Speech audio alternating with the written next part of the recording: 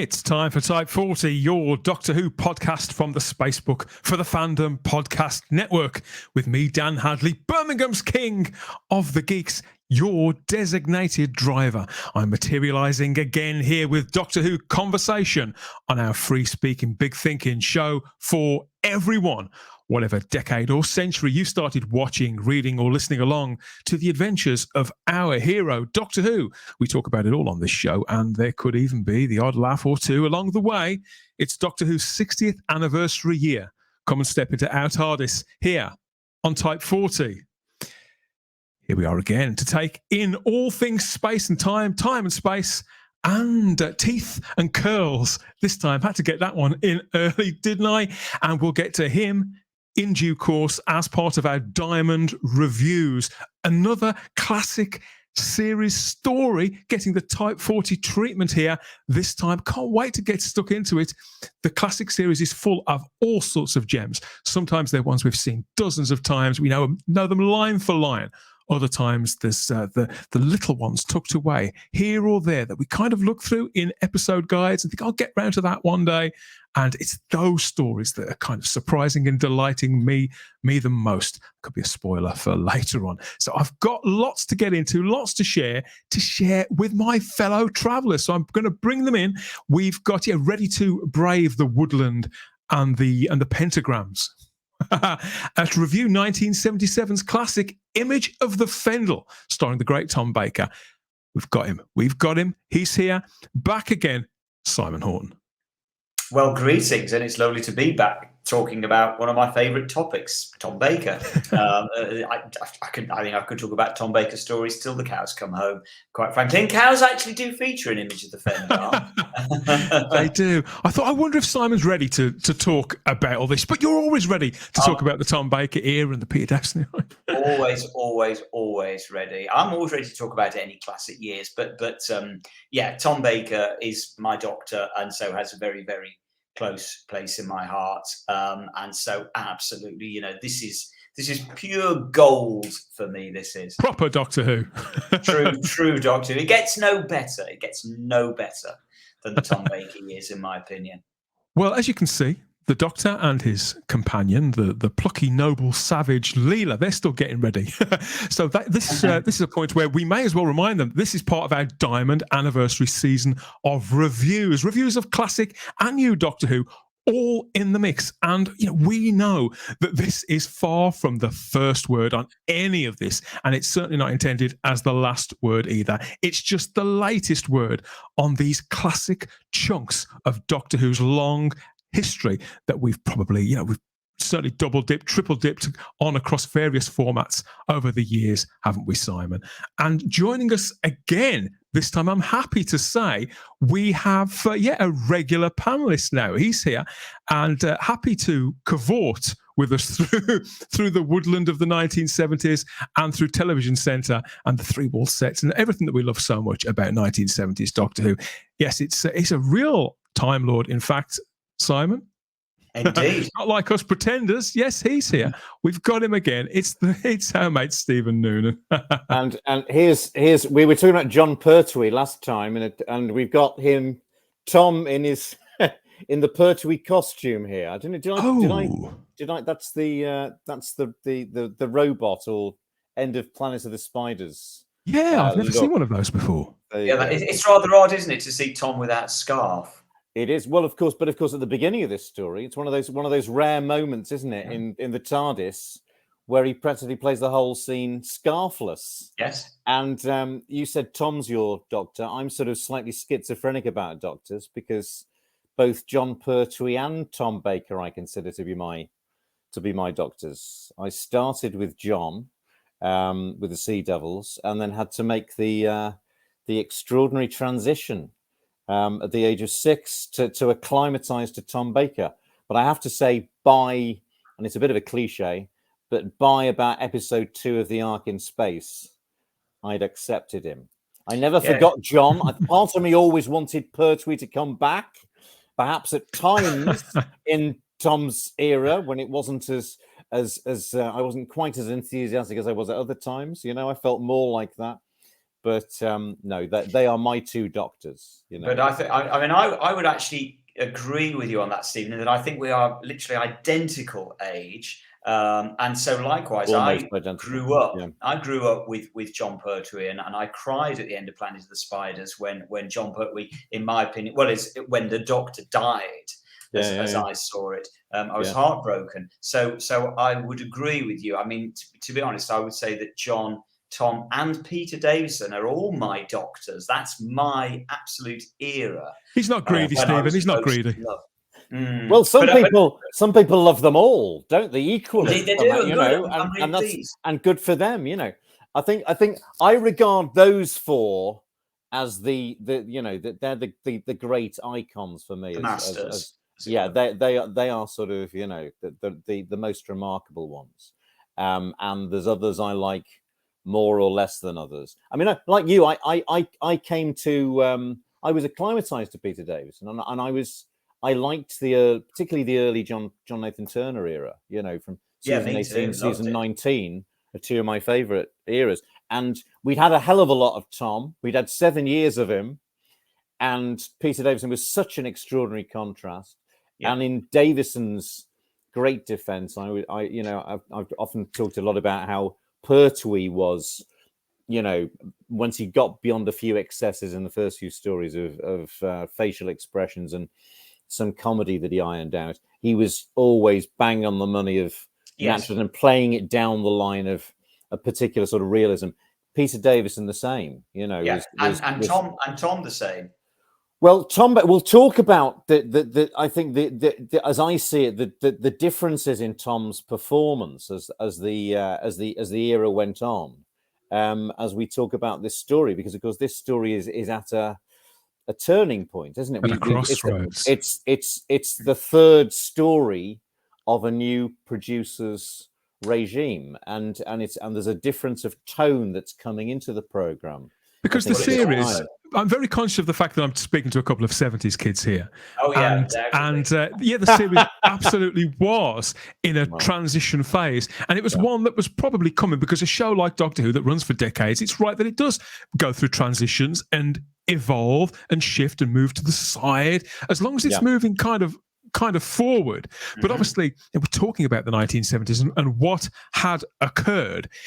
As a child growing up in the 70s, if Doctor Who was losing any power to scare you at this moment in time, I can guarantee that one figure that was prevalent in the British media around that time, she almost certainly would scare every 70s kid, and that was Mrs. Mary Whitehouse, the scourge of British school children. And everything she'd got a problem with was everything that you, presumably, guys, both of you wanted more of. Am I in the ballpark? I'm afraid so. Yeah, absolutely. Of course. Yeah. I mean, I've always argued this, that she was supposedly arguing on our behalf, that we were apparently going to be terrified of these things, and I was absolutely loving it. And although I would say as an adult, I'm not normal. I would consider myself as probably just so slightly breaking news, everybody! Breaking news! Simon Horton, not normal. Slightly mad, but she never. Let's be honest. I'm still here. She didn't do me any harm. You know, thank you, God bless you, Mary. But I didn't actually need your help. I was fine. I grew up quite well adjusted. Thank you very much. 77 is the year that she was most vociferous about. Well, she had been throughout the Hinchcliffe years, but this is when her onslaught had an effect. Yeah, because she hadn't she? She'd come down hard on certain Hinchcliffe stories, particularly The Deadly Assassin. I understand the talents of Wing Chiang.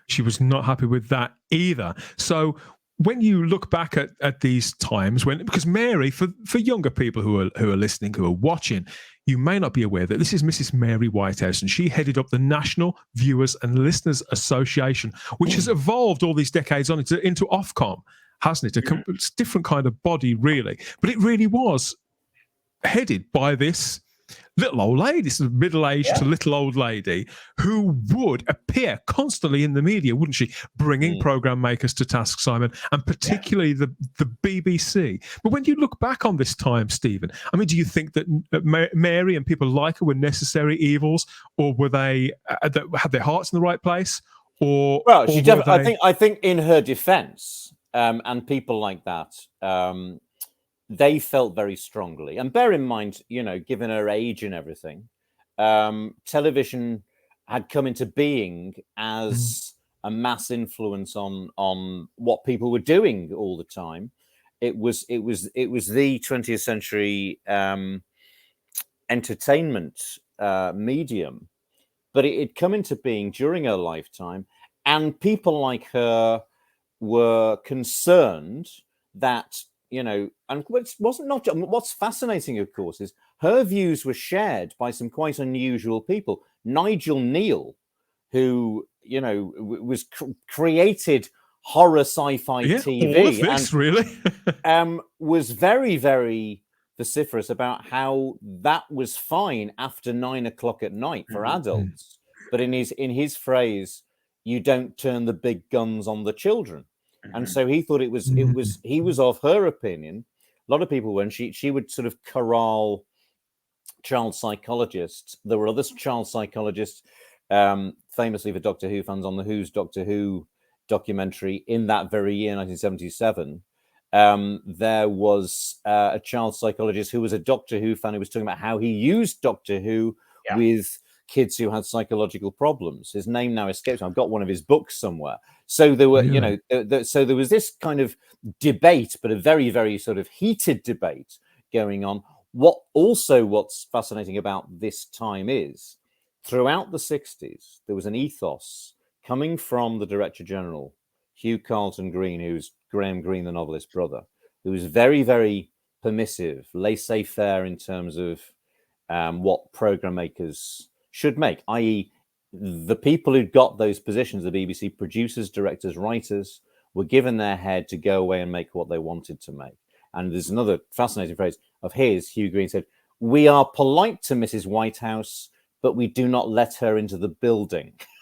And that ethos, went through the 60s, comes into the 70s, and then there's a change of regime at the top. So Charles Curran becomes Director General, who's far more right-wing, for want of a better phrase, far less permissive in terms of what he thinks a product should be, is more concerned, anxious about the moral majority, in inverted commas, spearheaded by the likes of Mary Whitehouse, and then you've got heads of department. So throughout the 70s, Doctor Who, when Simon and I became fans to start with, Ronnie Marsh was the head of serials, who loved Doctor Who, massive fan of it, thought it was a fantastic thing in the schedules, and was very supportive of Barry Letts. Same with Bill Slater in the Hinchcliffe years.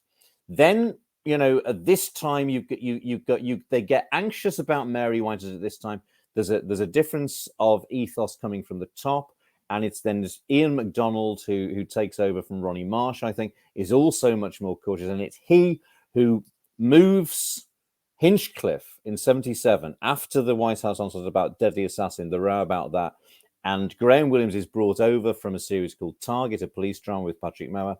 Hinchcliffe is moved over to that, and Williams is told that he's got to take out the horror. And he himself said, well, what's left? So, but it's the first time in the history of Doctor Who, from Verity Lambert through to Philip Hinchcliffe, that any producer has been given a directive from above and told what to do.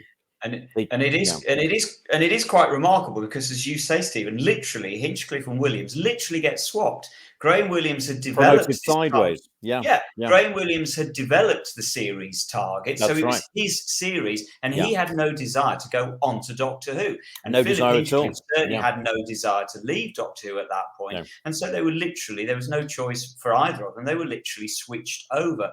And Philip Hinchcliffe, I think, has always felt, certainly commentators at the time have sort of commented that really, to an extent, Philip Hinchcliffe was hung out to dry because of the fact, for the first time ever, the BBC didn't necessarily concur with Mary Whitehouse over the Deadly Assassin fallout, but they did apologize for it, and they publicly said, on this occasion we probably got it wrong. And that was the first admission to Mary Whitehouse that she was right and that they were wrong. And of course, the person who was going to have to carry the can for that, bless him, was Philip Hinchcliffe, because that was where, although they never named him as the blame, by saying that we went too far, of course, that comes down on Philip Hinchcliffe.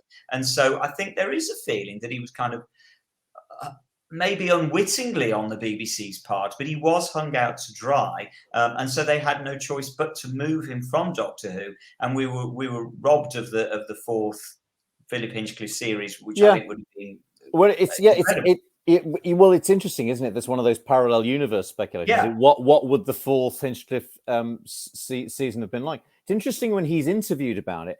He sort of is very sort of vague about it. He said, but you know, I'd done 3 great years. Talons of Weng Chiang was a great show to go out on, what he calls the Robert Holmes spectacular. And he said, you know, I was happy to go on and do other things, because he extraordinary career after Doctor Who. You know, you know, all sorts of series. You know, Private Schultz is one that springs to mind very shortly after with Michael Elphig, etc. But all sorts of things. And so I don't think perhaps personally, and of course Bob Holmes was leaving, maybe, you know, they'd given us their best, and maybe that. I mean, often, you know, but what's great about people who quit when they're ahead, of course, you know, it's like you know, only 2 series of Fawlty Towers, only 2 series of The Office, or whatever, you know, things that are very strong. And then you think, at least they didn't stick around and go, oh, what a shame about the 4th Hinchcliffe season, that they never topped Talons of Weng Chiang, you know. I think the most unfortunate person at this time is probably Graham Williams, who was taken off the show that he developed and was enthusiastic about, came on to Doctor Who that he didn't want to do, and he was told, you know, you've got to do Doctor Who but without the horror. And he goes, well, hang on, what are we going to do? What's left? You know, and of course, what's left is, well, to nurture humor, but of course, then he has to deal with a Tom Baker who is perhaps becoming it's disenchanted with the material. He's getting an incredibly fertile mind, easily bored. You know, I think it's his 4th year. Let's dial it back a little bit and focus a little on the 4th Doctor, as played by Tom Baker. As you say, he was 3 seasons deep into this long tenure himself at this time. And but he'd won the role, hadn't he? And several years ago, almost in the blink of an eye, really, out of nowhere. And just as the part of the Doctor transformed the life of this jobbing actor, Tom Baker would positively transform, evolve, and in some ways revolutionise the Time Lord himself, wouldn't he? So it was a firm fixture of British television at that point for well over a decade, and it had regained popularity under John Pertwee. I'd say that's fairly unarguable. Yes. So in replacing Pertwee had departed in, I would say, controversy, but under a bit of a cloud. You know, some things were said, some things were not said, but there were high-ish stakes to handing over this role on that series that kicks off the BBC's crucial Saturday night schedule to this complete unknown, manifest as a gawkish bohemian explorer who was peeking from between the brim of a really floppy hat and over the impossibly long scarf that everybody recognizes so much now, but at the time was just so different. He is probably the most alien Doctor of them all, even now. Mm-hmm. And yet he successfully walked the family audience, the established family audience, through 40 adventures across a record-breaking 7 full seasons, and the series became a phenomenal success that delighted millions each and every week. What I was wondering, is there anything left to say about the 4th Doctor that isn't bleeding obvious or not being said? Not being said umpteen times, Stephen. There's probably a lot more to be said by Tom Baker himself, of course, who's never short of things to say about himself or his era. He's an extraordinary individual, isn't he? He's an extraordinary human being. And it's an axiomatic statement, but he is probably closer to the character of the Doctor than any of the other actors who played him. When he's interviewed, he never sees. Listen to as a case in point, and to try and rein us in to be as relevant as possible to the story. One of my favorite aspects of Tom Baker era DVDs is if he's involved in the commentaries, because it's another show in itself. Often actors on commentaries aren't terribly interesting. They can't remember much about the show. They didn't have that much interest in it apart from their bit. They talk about the weather. They talk about how cold it was that day. They talk about what they were wearing. Tom has given us lots of that shtick over the years, hasn't he? But Throughout the 90s, he claimed not to remember anything. The Tom Baker years, that 1991 or 92 video. He remembers nothing about this. Nothing at all. Apart from how attractive he found Wanda Ventham, and how as they applied more and more gold makeup, the more and more attractive she became. Apart from that, he can't remember anything, but apart from an anecdote about Edward Arthur, who played Adam Colby.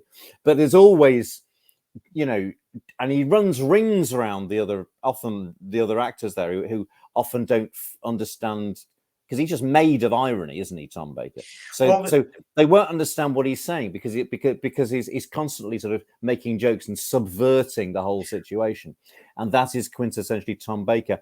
And the Doctor that he plays, I think we were talking about, Pertwee and how he'd never found himself, as he said before, Doctor Who. So there's a close alignment between the Pertwee Doctor and John Pertwee himself. But the dividing line between Tom Baker and the Fourth Doctor is the most blurred of all the Doctors, and it's a wonderful thing, and it's a magnificent thing.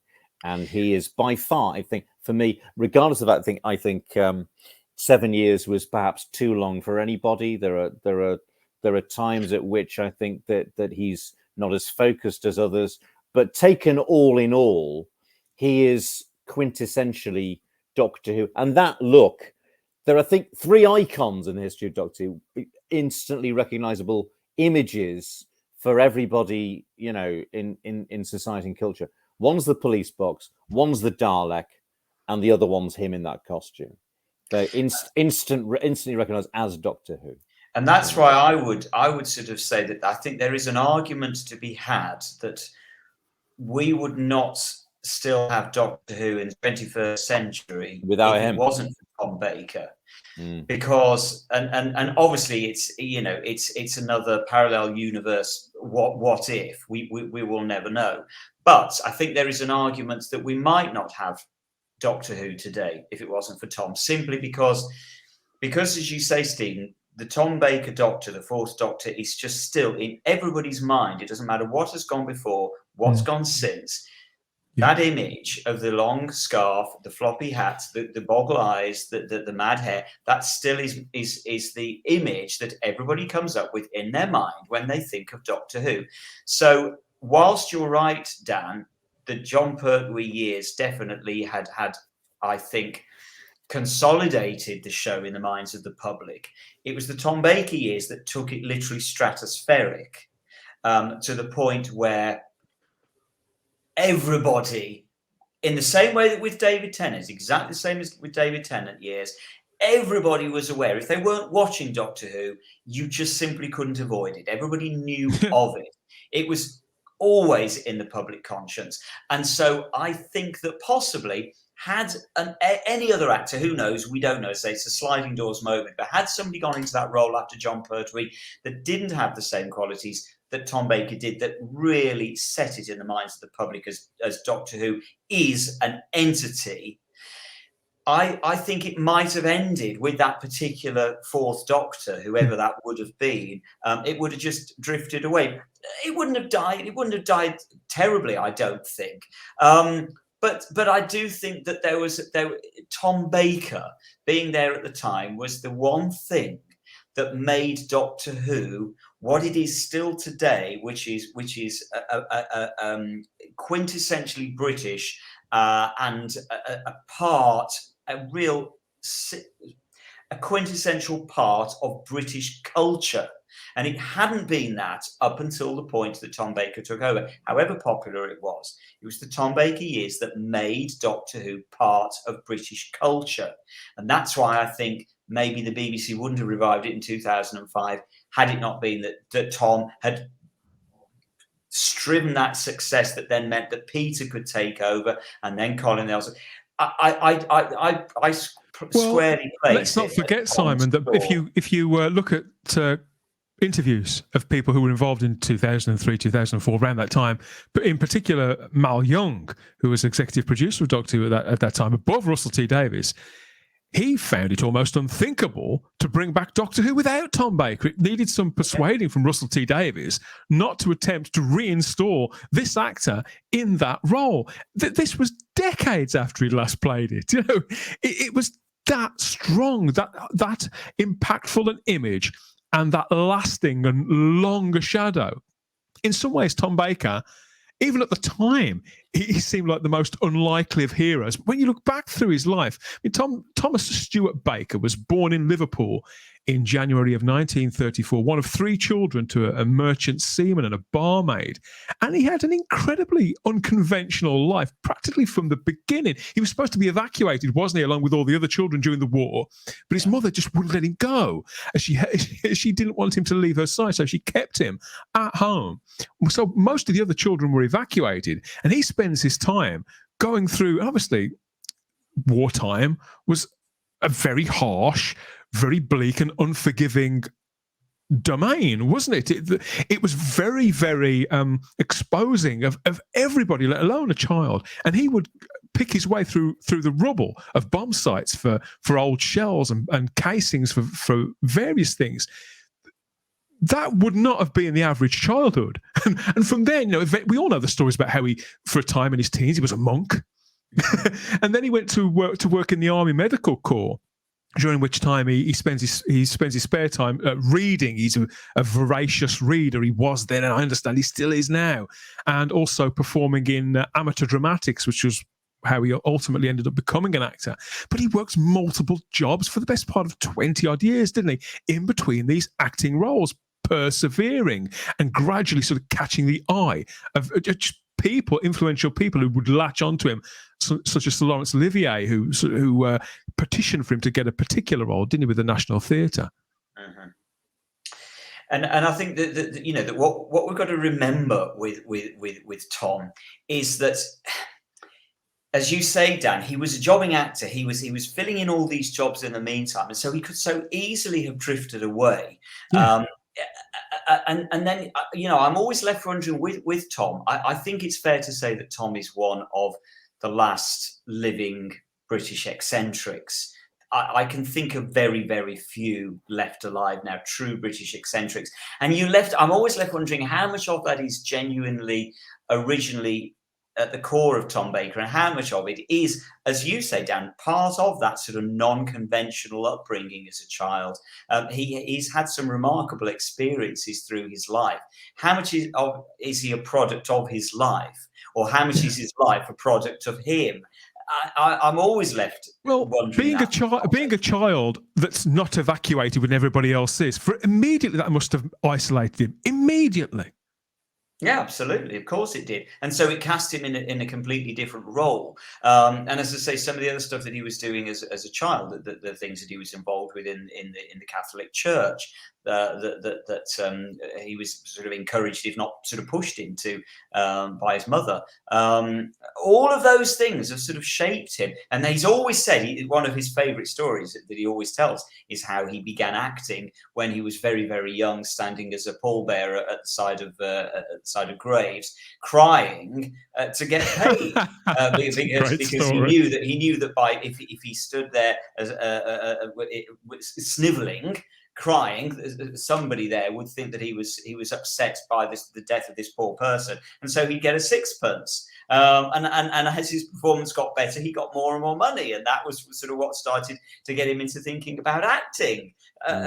See, even though we're talking about Tom Baker at the moment rather than the Fourth Doctor, I felt that when, for example, when we spoke about Pertwee, the Doctor was very much a costume, Stephen, that he put on. You know, he fastened up the frilly shirt, tugged on the smoking jacket, and there was the Doctor.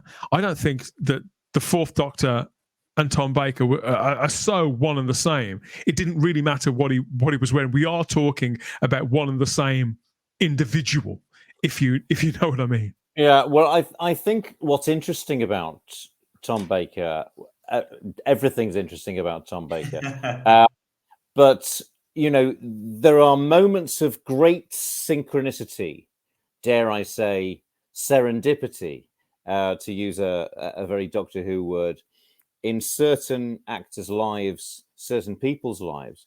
But the opportunity that Tom Baker had to play Doctor Who was a wonderful one, obviously for him and for us and for the audience and for the program.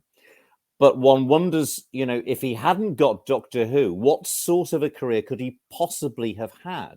He'd been, he was the furthest away from being a star when he became Doctor Who of any of the actors who'd done it. Hartnell had a wonderful film career.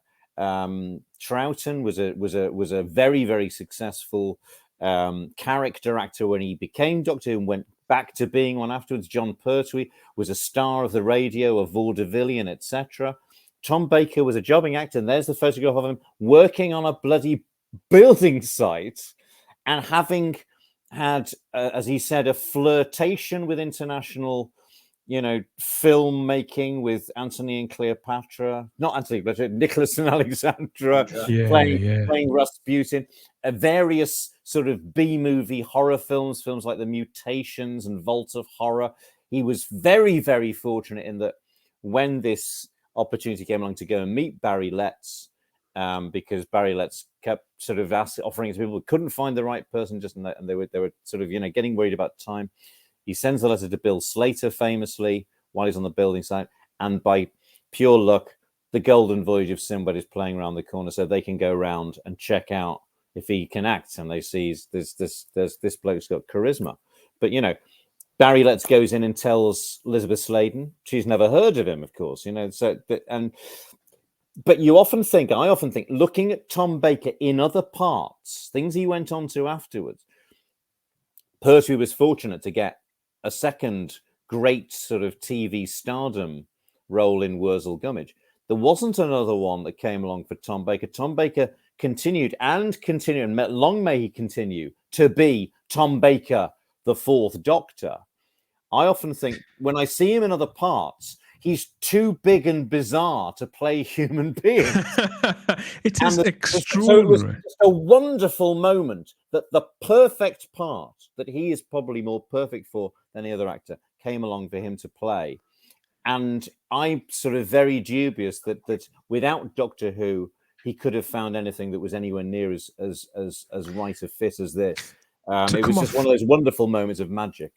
To come off a building site in the way that he did, and I've no idea whether it's because obviously when we recount these stories about Tom, any of these stories, you can repeat them in a sentence. Maybe it happened over a period of weeks or even months. I don't know, but to do that, to look at the reality of it, I think would drain away the charm of it and that kind of rags to riches thing that we all find so irresistible. I mean, I like the fact that even though he was working on a building site, he does appear to be working alongside Roy Orbison and Orson Welles there on the team. So even that team was very, very different. But yeah, it was directly after this. In fact, I understand that he accepted the role and he knew he was going to be Doctor Who whilst he was still clocking in with the boys on the building site there. But eventually he was revealed to the press, escorted in by a Cyberman and Elizabeth Sladen, who was still in place as Sarah Jane Smith.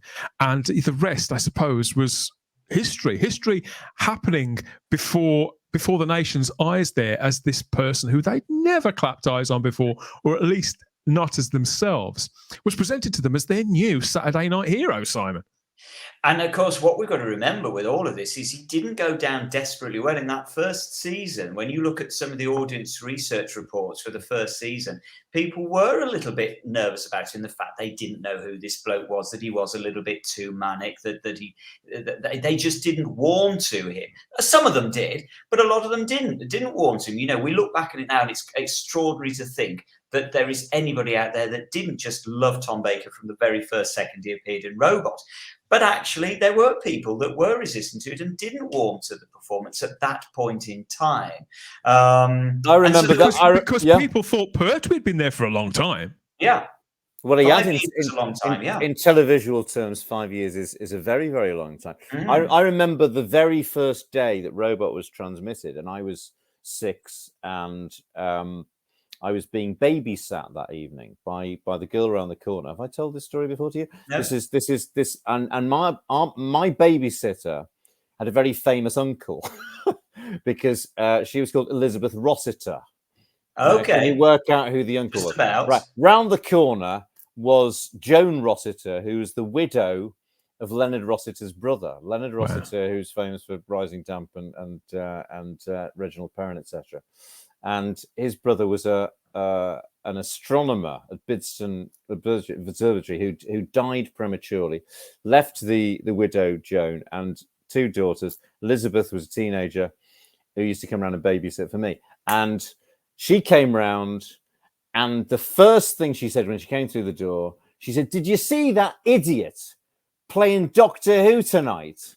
I'm never watching that again," she said, because for her, and this happens, of course, when anybody's cast as Doctor Who, isn't it? There's the outgoing Doctor is the Doctor that belongs to so many people, and they'll never watch it again. But there was such a huge, very strong feeling against Tom Baker because he was so bizarrely different from John Pertwee, and of course in Robot you don't get a sense of what he's going to be like actually as that performance is focused and made far more serious in those early stories. After Robot, Terence Dix has written him wild because he'd met Tom Baker and thought, well, I'll write something like that very extraordinary, exuberant, flamboyant character. And then you get into Ark in Space, and it's a different Doctor altogether. And I think as that season goes through, you see the ratings, build very, very quickly, actually, don't they? Yes. And remarkably, I mean, it's literally with the Ark in Space, the ratings are beginning to, which is only the second story. The ratings are already beginning there. I think you're up to about 14 million, aren't we? 14, I think, in episode 2. which was the highest they'd ever. Of course, this is what we're talking about. How Tom takes the popularity of the show culturally into the stratosphere. Pertwee stories 8, 9, rarely into 10 million.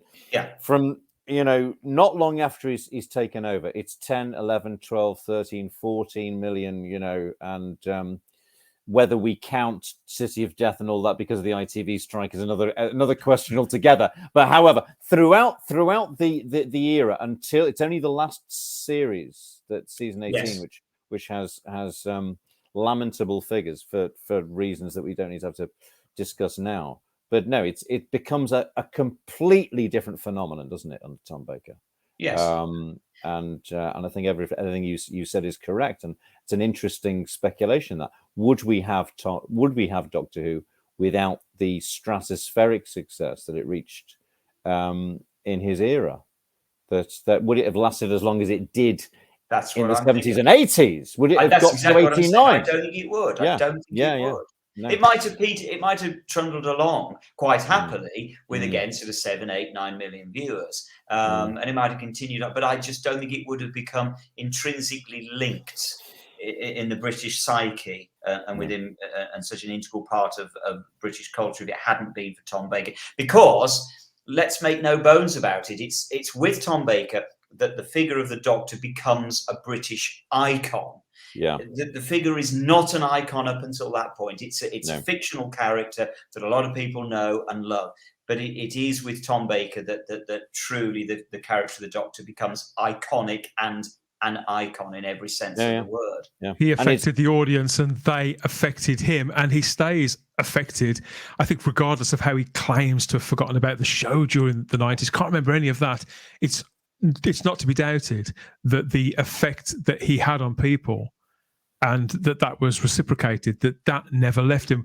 Here's a word from Tom Baker about some of that, about his connection with the character and what it did for him.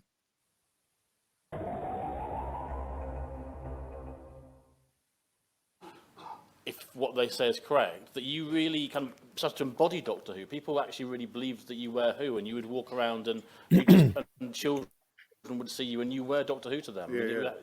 And it almost, I mean, I don't know if you ever felt in the public eye that kind of Doctor Who and Tom kind of started to kind of merge in any way.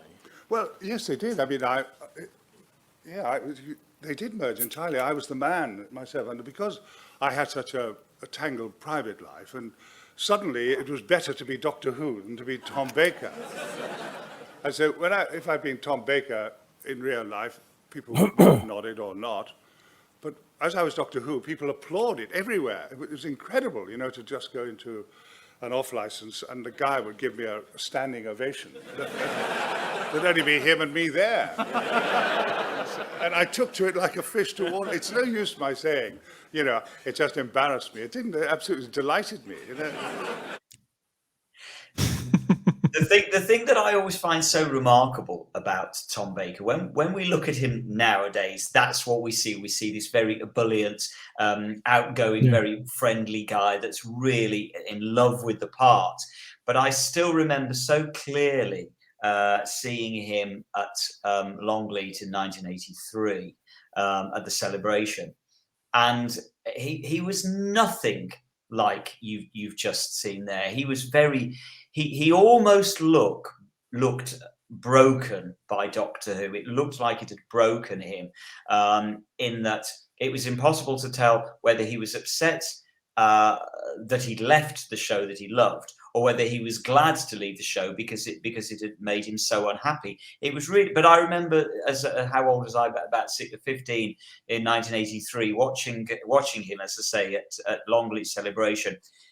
And he really did not seem in love with the part at that point at all. Do you think it had become a burden, or was his heart broken? It's really difficult to tell. But there was definitely a feeling that he didn't want to be associated with the part at that point. And of course, that's why he didn't do the Five Doctors. And so it's remarkable, I think, the change that has come around in later years, where now he just embraces it so willingly and so lovingly, and as I say, so ebulliently. None of that was present immediately following his departure from the show. He left very, very much under a cloud, it feels. Well, I think in those days, of course, the concept of typecasting was such a strong factor in the way television was made and planned. And if you'd been in a television series, but particularly with that, nobody has ever been, all the ways in which we've been talking about him being the icon of Doctor Who. So the problems of typecasting must have been sort of monumentally larger than probably somebody else associated with another moderately successful show. Yeah. He thought, as he says at the end of the Tom Baker years thing, I thought the future was going to be golden. He said, I thought it was going to go from success to success to success. And it wasn't to be so. And touchingly on that, he says, until perhaps this year, 11 years on, I think he must have just got Medics. Yes. Probably was a sort of moderate success that he had later on. But it's like having been in the Beatles, isn't it? And then, you know, where do you go after that sort of stratospheric success? Everything's going to be a disappointment, particularly if actually largely it wasn't very much at all. I think he went back to play Oscar Wilde at Chichester in a stage and he play. played Long John Silver in Treasure Hunt straight afterwards, I think, didn't he? Treasure Island. And little bits and pieces, you know, playing that small part in the second series of Blackadder in the early 80s, and you'd see him popping up in things. And I remember at the time feeling sort of, you know, how sad it was. You know, and yeah, like you said, I was at Longleat, but I was going on a French exchange on the Sunday. He only turned up on the Sunday at Longleat. I was there on the first day, but I had to leave, so I didn't see him at Longleat. But anyway, but I did see him. I did see him at a convention in sometime in the late 80s. There was some event he went to, and he was, and there was that sense, and he was funny, but there was a sort of real acerbic bitterness to the way in which he was telling anecdotes, not in that sort of exuberant and in the way he enjoys his irony. It was really, really quite sort of, you know, through gritted teeth. Somewhat acidic. Yeah, and there was a I mean, it was a very funny story told about the Graham Williams era, and I got the little somewhere.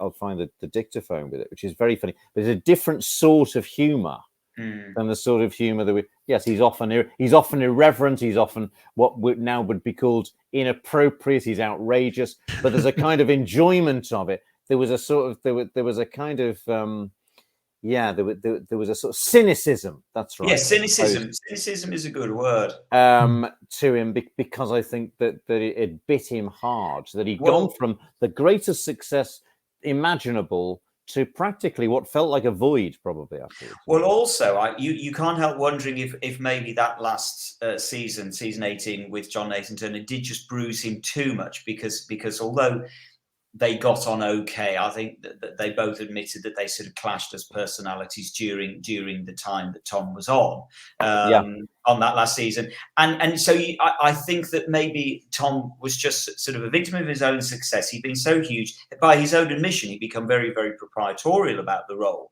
and so to go from feeling that he owned the role and he owned Doctor Who, to suddenly John Nathan Turner being somewhat sort of dismissive about it. Well, if you want to go, Tom, that's fine. You leave. And he got. You wonder whether he just felt bruised by the experience and sort of somewhat cheated by the role itself. That it had dangled this carrot and he sort of fed from its waters for sort of 5-6 years with huge success. And suddenly now it was all just a little bit. What was it all worth? What was it all for? Maybe he just felt just a little disappointed by it all. I don't know. Yeah. Well, I mean, it's a brutal business. It always is, and it's as chewed up and spat out so many people in so many different ways. However big you think you are, to quote us, the Beatles song, isn't it? That and probably nobody felt as big and as famous as Tom Baker did in the height of it, and of course he got just within that sort of circuit of doing those seasons, he got used to getting his own way. Yes, particularly as and once Philip Hinchcliffe had gone and all that, and Graham Williams, we'll talk about the differences between the eras, of course, but he got used to being in effect the Tom Baker show, and then John Nathan Turner comes along with Chris Bidmead, and they're going, no, we don't want to do it like that anymore, and we want you to say the lines that are written down, and we don't want you to be putting whatever the hell you like it or whatever jokes you like, and you're going to wear this costume, and you're going to wear those question marks whether you like it or not, etc., etc.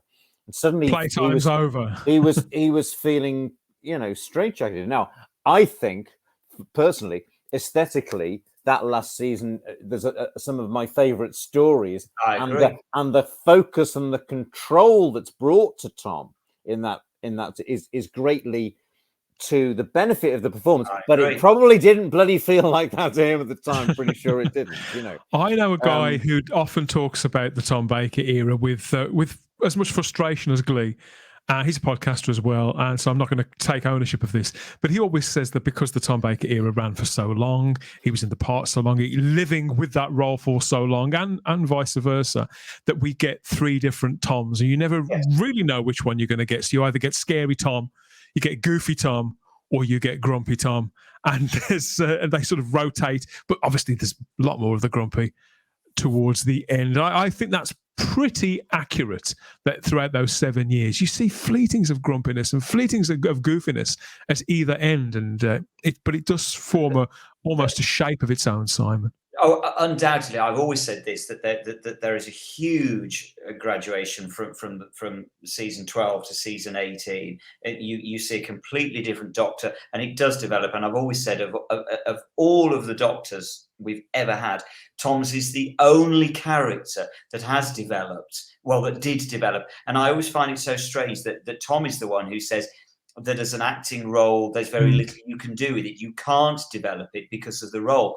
And I always it's so ironic, because to say Tom's is the characterization of the Doctor that does develop, it's a completely different Doctor that we see in Robot to the one we see in Logopolis and everything in between. And you do get very much a change from the sort of student, the goofiness of the student, through as you say, the larking about the comedian, up until the very, very serious, weighty gravitas that we get in season 18, which I find utterly mesmerizing to watch his performance in season 18. Yeah. And I love the fact that we get such a completely different Doctor from, and it's the only Doctor that you get. There is no other graduation in any of the other Doctors. What you see at the beginning, Colin Baker, of course, wanted to do it and didn't have the time to do it. Not the time. No.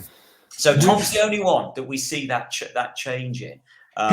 Hearing you guys talk about this, obviously as children of the 70s, and you lived and watched his entire era as it was going out. I didn't. I inherited Tom sort of halfway through, and so these were the earliest days, not just of my fandom, but of me watching the show. And for me, this is going to sound strange, and I think almost like heresy. But for me, the Fourth Doctor, that figure of the Fourth Doctor, it kind of hung like a spectre over the series itself, the series that I loved so much throughout the time that I personally was getting more into it, more obsessed with it. Through the 1980s, people would continually tell me, remind me that, well, Tom Baker, the fourth one, he was the best one.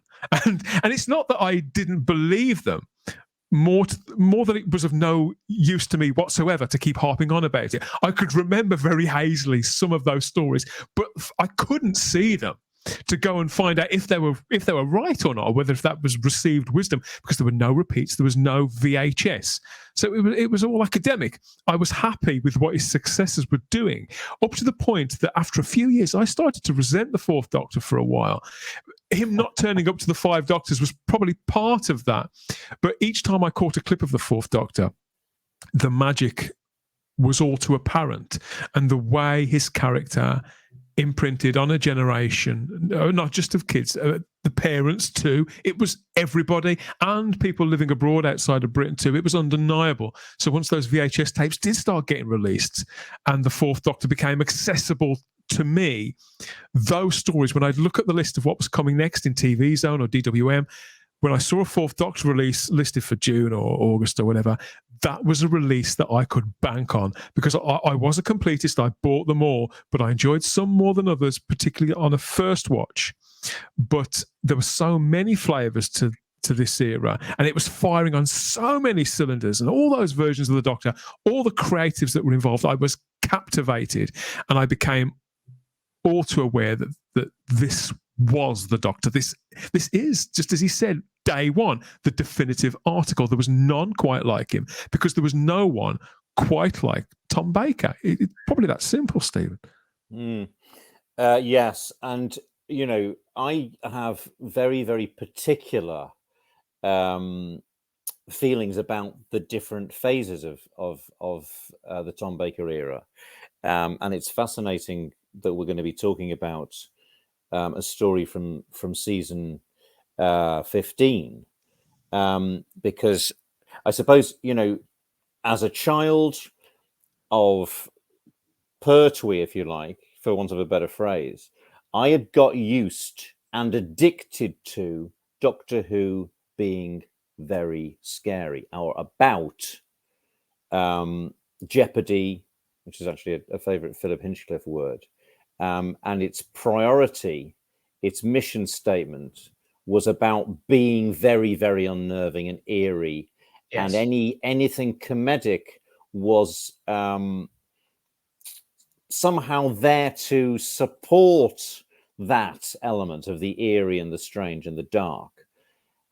And for the first 3 years of Tom Baker's era, the Hinchcliffe years, or the Holmes-Cliffian years, you know, to conflate the two, the producer and the script editor, that seemed to intensify for me, and it was something that I absolutely adored and craved, and I just remember moments of absolute, the joy of being thrilled by particular cliffhangers, you know, the burning of the shoulders and pyramids of Mars, you know, so many moments from those eras right through to Challenger Wang Chang. There are literally hundreds of them, aren't there? Yeah, and it goes into Horror Fang Rock, and then we get Invisible Enemy. Of course, at the time when you're a child, you don't know about changes of personnel. You don't know what a producer is at that age. You don't know, unaware, of course, about political debates that are going on outside and around the program. Unaware as an 8-year-old of the Mary Whitehouse problem, etc. But I remember being, an anecdotal personal story, being at the school playing fields one afternoon, and a lad called Rob Ramsey telling me that there was going to be a robot dog in Doctor Who. I remember hearing this, and I thought he was winding me up, you see, because this sounded like an appalling idea to me. And then I checked and got home, and there indeed was a newspaper article about the fact that they were going to introduce a robot dog into Doctor Who. And I opposed this, and I didn't like it when it came into it. I never got used. I suppose there was a change of tone, which of course we now know was because of the response to the White House onslaught. There was a change of tone in the program. It happens in Invisible Enemy. I've got an audio clip here of the moment in which I think you can feel the program having changed tone. Tom Baker comes out of the TARDIS, Invisible Enemy. I don't know where my microphone, ladies and gentlemen, has packed up this evening, hasn't it? So whereabouts is this being received? Is it on here? Yeah. Is it just there? So just listen to what happens here. Nobody around. How so? We should pick it up. Can you hear that? Better find it before it. Yeah. I don't know if you heard that. That was he comes out the top and he uses a duck call. Yeah. And then the next moment, there's a locked off shot, and he tells Louise, wait here. That the camera doesn't move. He walks out of the shot. She walks out of the shot. Then he walks backwards into the shot and tries to give her a piece of advice and does a double take, and she's gone. Now there's a comedic tone which is new. That wouldn't have happened in the Hinchcliffe era. And so this is a way in which the program was mutating, for better or worse, into something else with a complete difference of tone. And this was something that I, at times, over the next 3 years, found enervating, and I missed the level of jeopardy and the level of suspense and the level of horror. I can't wait to hear what you guys have got to say about this story coming up. Before we get into it, though, this is the bit where I've got to remind you, if you'd like to do some real-time traveling of your own, each and every edition of this show, past, present, and future, is just a tap or two away on the device of your choice, but only if you know where to look. We're really proud of the playlist full of reviews, previews, interviews, geek outs, and deep dives that we've got with all our regular panelists and some pretty awesome guests. We know there's something for every fan over at type40.podbean.com. More about that a little later on, as well as that interlude where we will make contact with the matrix of all knowledge that we call the Fandom Podcast Network for a word about all the other treats for the ears on offer on all the other shows over there. Whew. Sobering thought. So yes, check behind the sofa, everybody. Even if there's not a sofa in the room, check behind the sofa, behind the door, all those little places where something may loom with its tendrils out of the shadows at you, because it's time for an appointment with fear for the Doctor and Leela and us are facing the fearsome image of the Fendahl.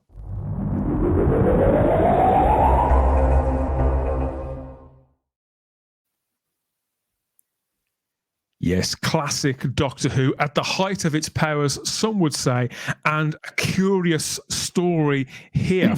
Season 15, broadcast between 29th of September to the 19th of November 1977, starring Tom Baker as the Doctor and Louise Jameson as Leela. She hadn't been with the show for very long at that point, but I think she was already rather a legend of her own, she'd made a big impact in a short period of time. But what's that story Louise Jameson always says? You know, if you put somebody in leathers, whack them on after the football results, what do you expect?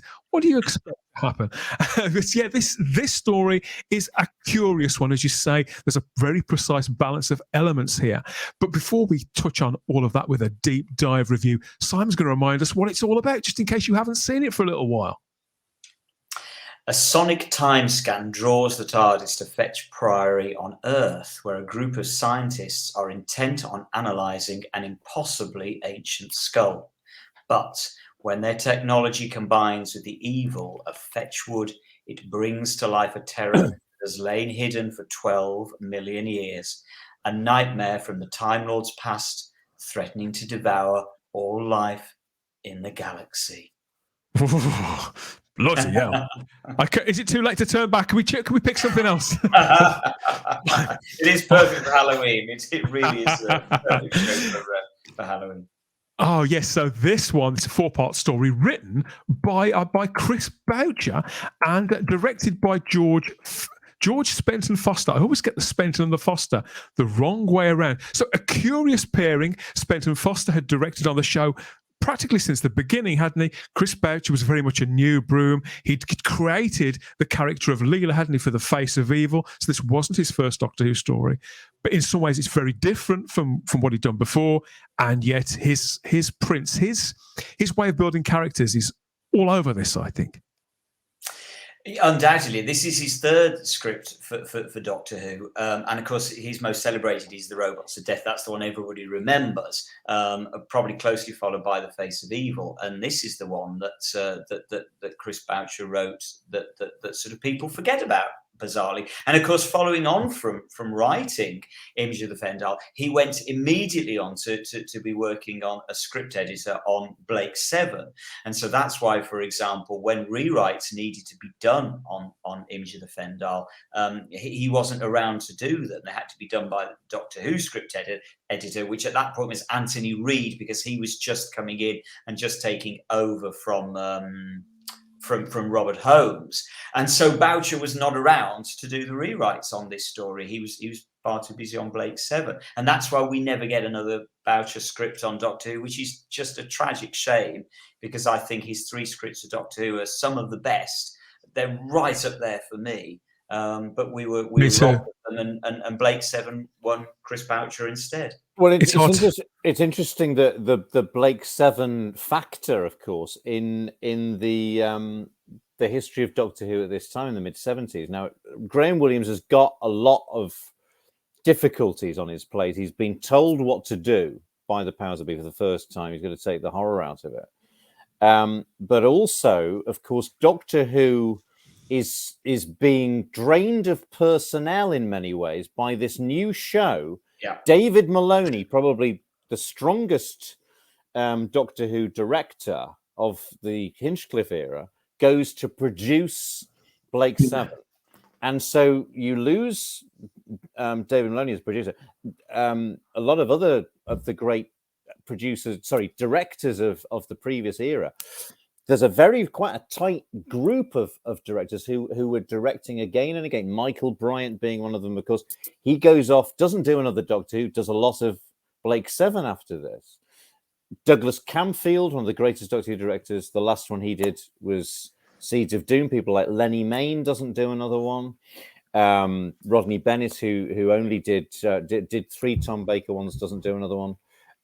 Paddy Russell's last one is Horror of Fang Rock, the very first Williams one. The only director that straddles the Hinchcliffe and Williams eras is Pennant Roberts, of course, who'd done Face of Evil for Hinchcliffe the year before, and then goes on to do a few for Williams. So there's almost, another factor is there's a whole new set of personnel, a new set of directors. George Spenton Foster directs this, has never done Doctor Who before. Invisible Enemy is directed by Derek Goodwin, who was largely known for situation comedies and theatre, and turned down Doctor Who 3 times. Probably the most sort of highly regarded director of this era, who does City of Death and Androids of Tara. to name the two most successful ones, Michael Hayes, has to be persuaded to come and do it. So I think there's, it's wonderful. I remember I was very, very attached to Blake Seven at the time, but I think that was another element that made making Doctor Who more difficult than it had been in the Hinchcliffe era. And of course, also there's the way the economy is going at the time. Williams faced far greater strictures on budgets than had happened in the previous era. So it's a difficult time to become producer of Doctor Who. It's also worth remembering that this was the very, very last story ever to be commissioned by Robert Holmes, That's who had right. just been so key, obviously, to the Philip Hinchcliffe years, to the success of the Philip Hinchcliffe years. That's right. It's the last story with his name on it, isn't it? As I think they co-scripted it as him and correct. Anthony I was going to Reed. say, if Boucher was moving over, then and you've got Anthony Reed and Robert Holmes in the mix too, could explain why this story feels the way it does. But it does feel very, very much to me like, as does Horror of Fang Rock, it feels very much like it could have been a Philip Hinchcliffe story. Absolutely. You and I were talking about this, Simon, through direct message. I it had passed me by, or I'd just forgotten that this wasn't a Hinchcliffe story because it feels so much like one. Of course, I'm watching it again now. But as a result of that, that's why we have to remember that so much of the Hinchcliffe years, the style of them are down to Robert Holmes. Nothing against Philip Hinchcliffe, brilliant producer. He let Robert Holmes run with the material, and that's why it's so good. But you can see that Robert Holmes' fingerprints are all over this and Horror of Fang Rock. And that's Hinchcliffe said that the Gothic horror influence was Holmesian, was Robert Holmes. And he said I was more interested in the sci-fi stuff, or making sure that it was suspenseful. But it's Robert Holmes who delivers that macabre quality, doesn't it? And this is, as you say, absolutely the Horror of Fang Rock and this story. They're the last sort of remnants, aren't they, of the Holmes Cliffian era? And they do feel. Neither of them, of course, have got. K9 is decommissioned a bit, having been taken on board. This had been written and commissioned before. Correct. K9 become a factor. So and he doesn't even have a line, does he? At the beginning, nods his head at the end. But yes, the flavour of this is so very much of the previous era. It's quite extraordinary. It's got Doctor Who stalwarts in the cast as well. We've got, so this is the supporting cast as well as Louise Jameson and Tom Baker. We've got Wanda Ventham playing Thea Ransom. Martha Taylor is played by Daphne Hurd. Dennis Lill is there as Dr. Fendelman, with Edward Evans as Ted Moss. Ted Moss, I thought he was the guy who used to do the Everest adverts. Remember the double glazing? That's Ted Molt. Yeah. I'm glad you remember who I... He came to a very, very sad end, Ted Molt. But you'll have to tell me that story another time. Well, Yes, it's a similar end to the end that Max Steil comes to in this story. But anyway, carry on. Sorry. Oh, I thought you were going to say that Michael Hutchins came to. I thought, I never pictured that in a million years. Jeffrey Hinsliff, who would go on to play Coronation Street, plays Jack Tyler. Scott Fredericks, who'd been in Day of the Daleks, plays Maximilian Steele. And we've got Edward Arthur as Adam Colby, with Derek Martin, lovely Derek Martin, who'd been on the show as a kind of low-level stuntman for a little while, hadn't he? Went on to be in EastEnders for years and years as Charlie Slater. He's in here for his only Doctor Who proper acting credit as David Mitchell. And there's Graham Simpson, just plays the character of Hiker, who, he's not in it for very long, is he? The Hiker meets a very quick and very sticky end. What a great cast in this story. There's not that many of them, but everybody who's here, it's also beautifully crafted, I feel. They're all functioning parts of a whole. And obviously Wanda Ventham in particular, Simon, they're somebody who is absolutely steeped in genre television, from UFO and The Saint and all those shows and a couple of horror movies, that kind of thing. The Prisoner, she was in The Prisoner, and she's very much a presence in this, even though she doesn't really say a great deal. She's very good at looking very, very concerned. Let's not forget that Daphne Hurd, bless her, went on to play Mrs. Pooh in To the Man of Born. That was where her fame came into its own, and was playing Richard de Vere's mother in Yes. Bolger's mother. Yeah. Into the Man of Born. There we go. Daphne Hurd gets Friedrich. Yes. she gets all the best lines in this and all the best moments, right in lots of director camera, right in her face shots. And yeah, quite right. To me, she'll always be Mrs. Pooh, and no relation to Winnie. But yeah, Daphne Hurd, she'd been a movie star decades before in various films in her younger days. But there she is as this hatchet-faced old crone who talks of the old ways constantly, Simon. It's a wonderful part. I think one of the reasons why Image of the Fendahl works so well for me is because we get other stories that might be a similar thing about scientists in a big house or whatever it might be. You look at something like, I don't know, the Ice Warriors to take an example. The difference is in some of those stories, there are loads and loads of characters, and you've constantly got people wandering down corridors looking intently at clipboards and doing absolutely nothing at all. Whereas in Image of the Fendahl, it's a really tight cast. There's no extraneous waste within the cast. Everybody is there for a reason. Everybody plays a role. It always reminds me a little bit like sort of Cluedo. It's like Cluedo on television, in that they're all there for a specific reason to play a specific part.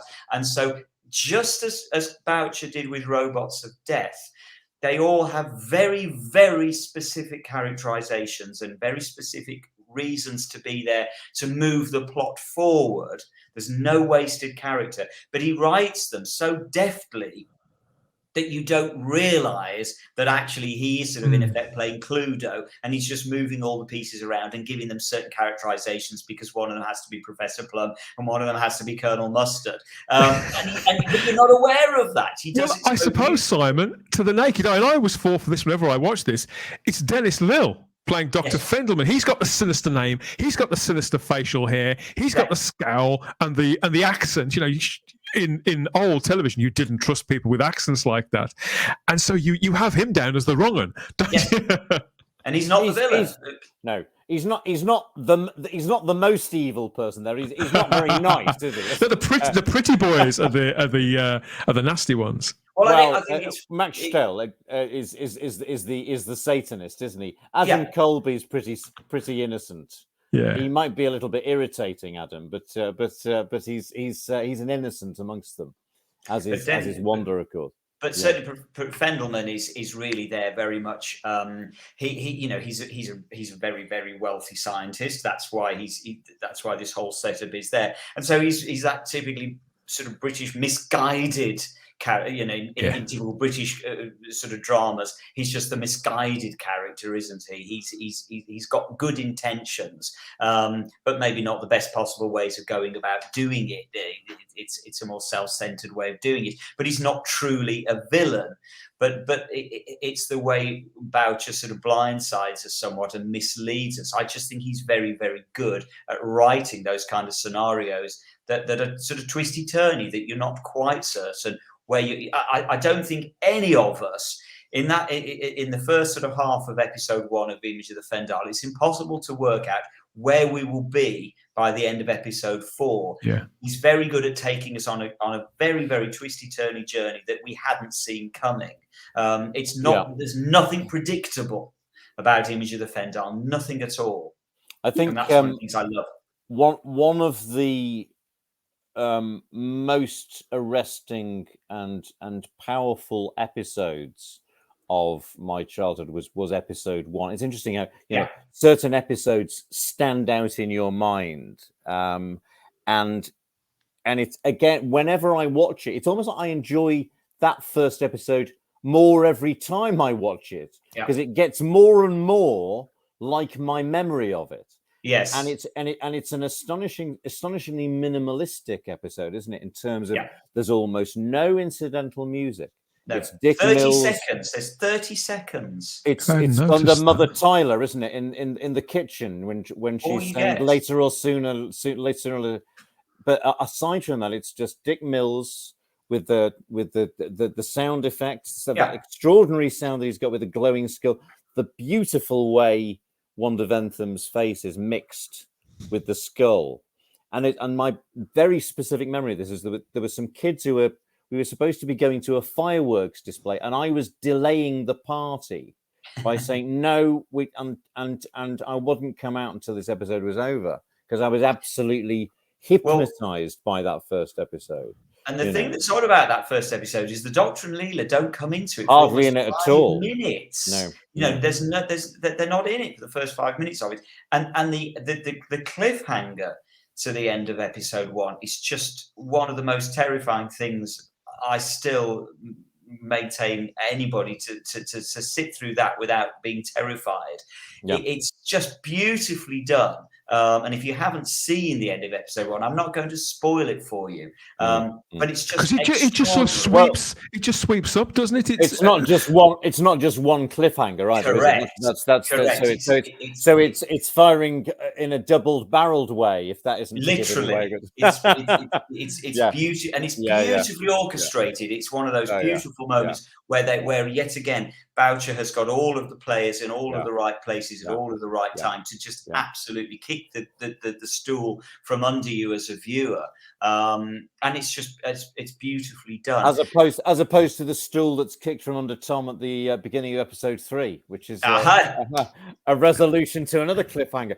But no, it's one of those episodes where all the elements are blending together, aren't they? This, the performances, Wanda Ventham's face, is so beautiful in repose. The way that's fading with the skull. The Elmer Cossey, who's the lighting camera lit Genesis of the Daleks. That's the escape up the rocket, the Thal rocket. It's the same lighting camera. It's just superbly recreating that sort of Hammer horror.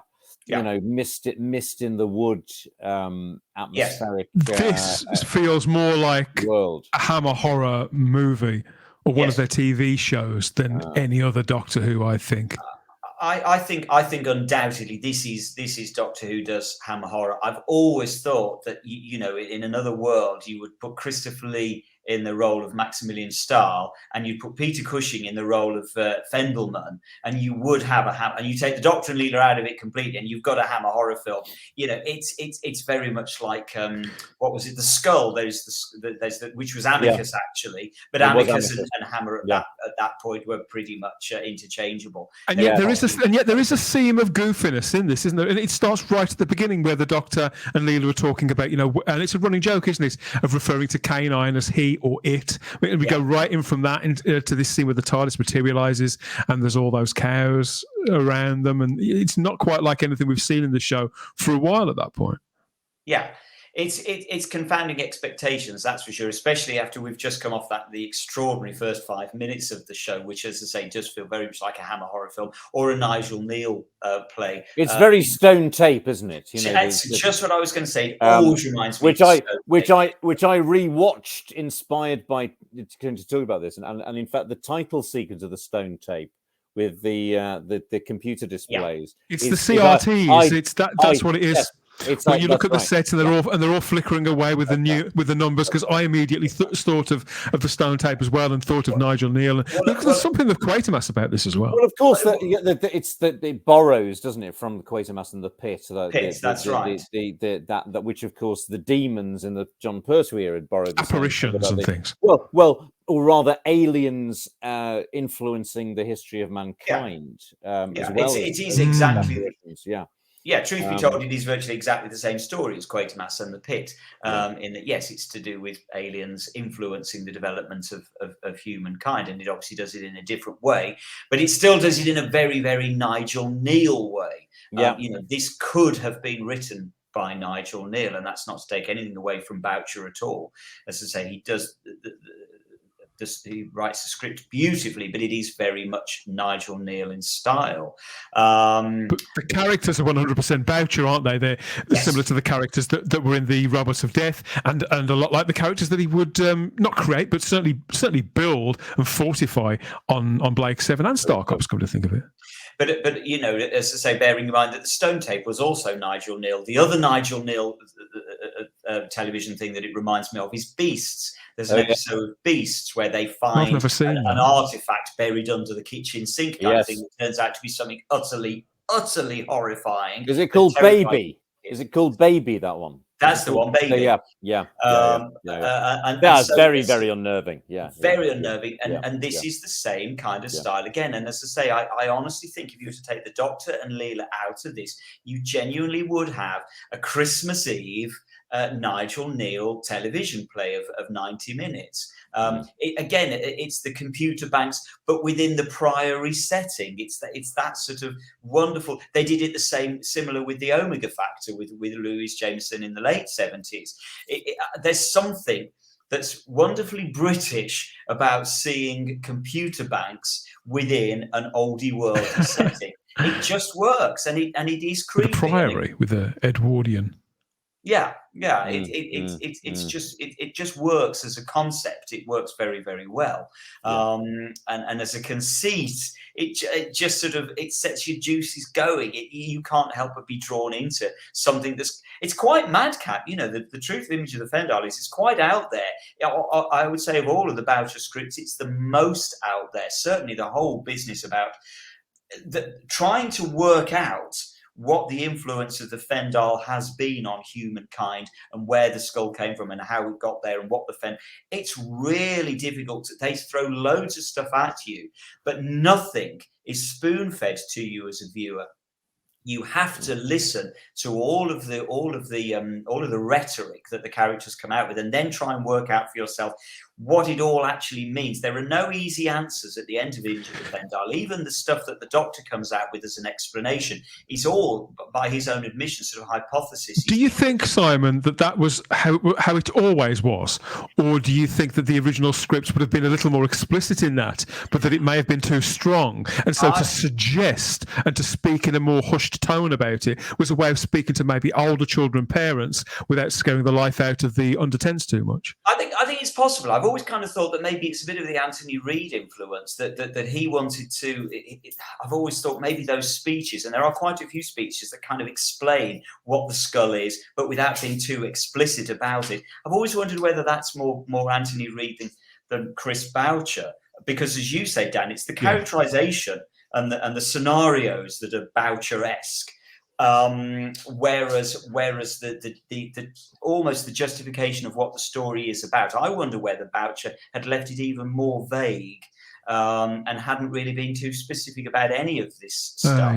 It's interesting, isn't it? That something that rings a bell here is the writer Christopher Bailey talking about what it was like working in the regime of Eric Saywood. And he said, I always used to say with Eric Saywood, if I wanted to tell the mysterious story, say of the, to use an obvious example of the Little Red Riding Hood myth of the grandmother turning into the wolf, Eric would want to stop the action and explain exactly how and why the grandmother turned into the wolf. Yes. And he said, but the explanation is always thinner than the thing itself. And I think perhaps here we may have, script editorial stuff at work, making it duller or more expositional. Another story. Another thing that I remember, I think I mentioned this to you in a comment section about working with Roy Holder, who we know from Kaiser Androzani, whose wife was Pauline Cox. She did 2 stories as a makeup artist. One of them was Warriors of the Deep. This was the other one. Wow. Pauline was the makeup artist on this job I did with Roy Holder in Italy, but that's another story. The point being, she had very strong memories of the difference between Tom Baker, between doing this and the other one. She's a very intelligent woman, a very observant woman. But her strong memories of this were Tom Baker getting very, very annoyed and vociferous about how much bloody exposition there was. And I've got a feeling she might have been talking about the later episodes, and she seemed to remember him being on the TARDIS set. The wild goose chase to the 5th planet springs to mind there as an exposition-y sort of bit that sort of actually doesn't take us anywhere, And Tom does have big speeches, doesn't he? He has big speeches about... Big speech. And even in episode 4, you think, oh, mate, we're still getting exposition speeches when you really want to be winding this up, when he's creating the final controlled implosion. again, maybe they felt when putting it together that some of that exposition was better delivered from the safety to those younger children. I'm thinking back to Mary Whitehouse and the changes that have been made editorially to the show. To explain that within the safety of the TARDIS was perhaps easier for younger viewers to it's funny, isn't it, thinking about the whole White House onslaught and the aftermath of it. But here we have extraordinarily horrific things. You know, we don't see Fendelman being shot, but being shot by Stahl. Then the suicide, of Stahl, and the Doctor handing him the gun to effect his own demise. You know, it's almost like nobody had paid any attention at all to Mary Whitehouse. You know, when you look at the elements that are taking place in it, it's very, very clever what they do with suggestion, not just in the ways the Doctor Who always does, Simon, with music and lighting and sensitive special effects, but as you say, Stephen, with dialogue and with the exchange between really great actors. There's another story that springs to mind. It was an interview with Chris Boucher in the Doctor Who magazine, long time, must have been the 90s, and he talked about he only ever once went to a read-through, and he never went to a read-through ever again, because he said it was an antechamber to hell, which is the read-through of Image of the Fendahl, because of the way Tom Baker was being so disparaging about his work. And he said, and that's right, it said it was awful because I decided I was never going to be impressed by an actor. I'm impressed by sportsmen, he said. But he said, you couldn't help but be impressed by Tom Baker. When I first met him in the BBC bar, impressed by his height, impressed by his intellect, impressed by his sense of humour. And he said, I wanted him to like me. So the read-through of Image of the Fendahl, he said, was a really sort of awful, grueling experience. And he determined never to do it again. Of course, he never had to do it again on Doctor Who because that was his last show, and he went off to script edit Blake 7. I don't think he would have had the same problems with Gareth Thomas. I hazard to guess. Looking across at Louise Jameson as Leela here, I feel that this story, and obviously I watched this in isolation. I haven't watched the entire series, but I felt that this is a turning point for the character, a softening of her character as well. I think she seems, in some respects, she seems to have grown up a little, and in other ways, she seems more childlike than ever. She does a lot of smiling in this. There's a lot of in jokes, a lot of warmth between her and the Doctor, which certainly wasn't there at the beginning. It sort of gradually bled through, and obviously her makeup has changed quite a lot. She's in a new dress, which the Doctor notices at one part during the story. So is that just me? Am I picking up on that? Is that real, or have I just imagined it? Well, that dress is a lot shorter than the previous one. That's for sure. That apparently was an edict from Graham Williams, and he wanted the costume even sexier than the first one. I think she develops very much in this story. I think you're right, Dan, in that she does seem to develop by the time we've got into Image of the Fendahl, and this is sort of pretty much bang in the middle of her run as Leela. So it makes sense that at this point she's getting into her stride, and the relationship seems to be thawing somewhat between Tom and Louise. Again, we didn't know at the time that there was any friction there whatsoever, but now looking back, it seems that that Tom is warming to the character, and is probably beginning to realise at this point that actually Louise Jameson is a pretty damn fine actress, and is really bringing something very, very special to this role. Because I've always felt that Leela and Louise Jameson's performance is almost underappreciated. That's not to say she isn't loved, but I think it's a truly, truly extraordinary performance that she gives, because she acts so alien. She brings so much to the role. She's just so deft at bringing that childlike quality to it, but also a fierce intelligence. So there's never a feeling that she's childlike in that she's not very bright. It's just that she's not educated. And I just think she treads the line so well, and delivers an extraordinary performance. And I think by this point in the run, she absolutely is. She's racing at this point. I think she's on a roll. And of course, so is Tom. Truth be told, you know what we're looking at with Imogen of Fendahl is a story right bang in the middle of Tom's entire career as Doctor Who. So really, he is now really into his stride. He's really on a run at this point. And it's before we begin to move into the very, very silly excesses of season 16 and then particularly season 17. So he hasn't, although Graham Williams has come along, and Tom has always said that Graham Williams was, if anything, too lax with him. He let him get away with too much, because he was far more easygoing than Philip Hinchcliffe had been. But at this point in the Graham Williams years, of course, we're right at the very, very beginning of it. And so Tom isn't spreading his wings to that extent at this point. His wings are still clipped.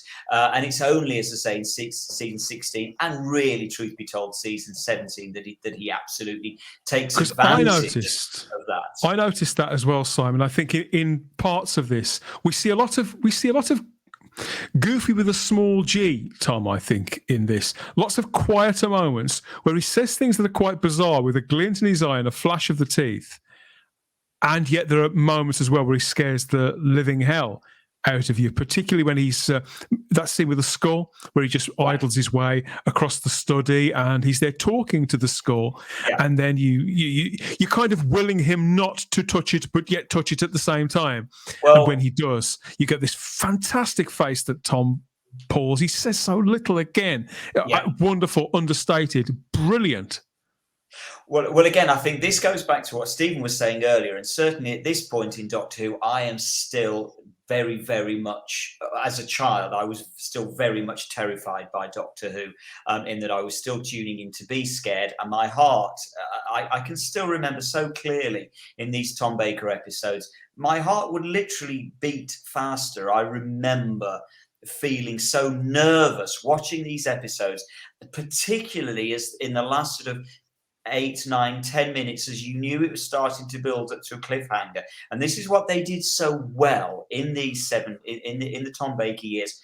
I think cliffhangers have never been better than they were in the Tom Baker years, because some of them drop the ball, but a heck of a lot of them don't. They really hit the mark square in the middle of the target.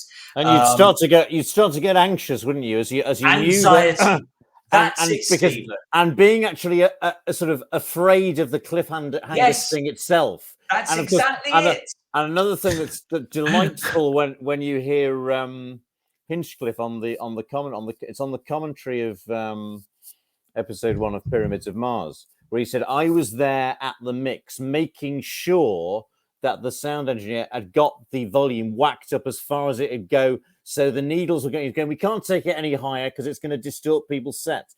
He wanted that cliffhanger to come screaming in to have that final, bring the buggers back next week by scaring the absolute shit out of them. But you are right. It was the feeling of anxiety building up. Oh, you could feel it. It's going to, any minute I'm going to hear that noise. Oh, God. And because they delivered on it every time, as to say, episode 1 and episode 2 cliffhangers in this story are just as good as they ever get. And it is the build up to it. It's the way they build up to it. This, of course, is one of the reasons why I regret the demise of the 30-minute, 25-minute episode, because it did require the scriptwriter and the director to build up the tension to a certain point that you only get with a sort of a 30-minute episode. It made Doctor Who a kind of art form in itself, didn't it? Absolutely. Well, yeah, and the cliffhanger was an art form in itself as well. I think, and it didn't really matter.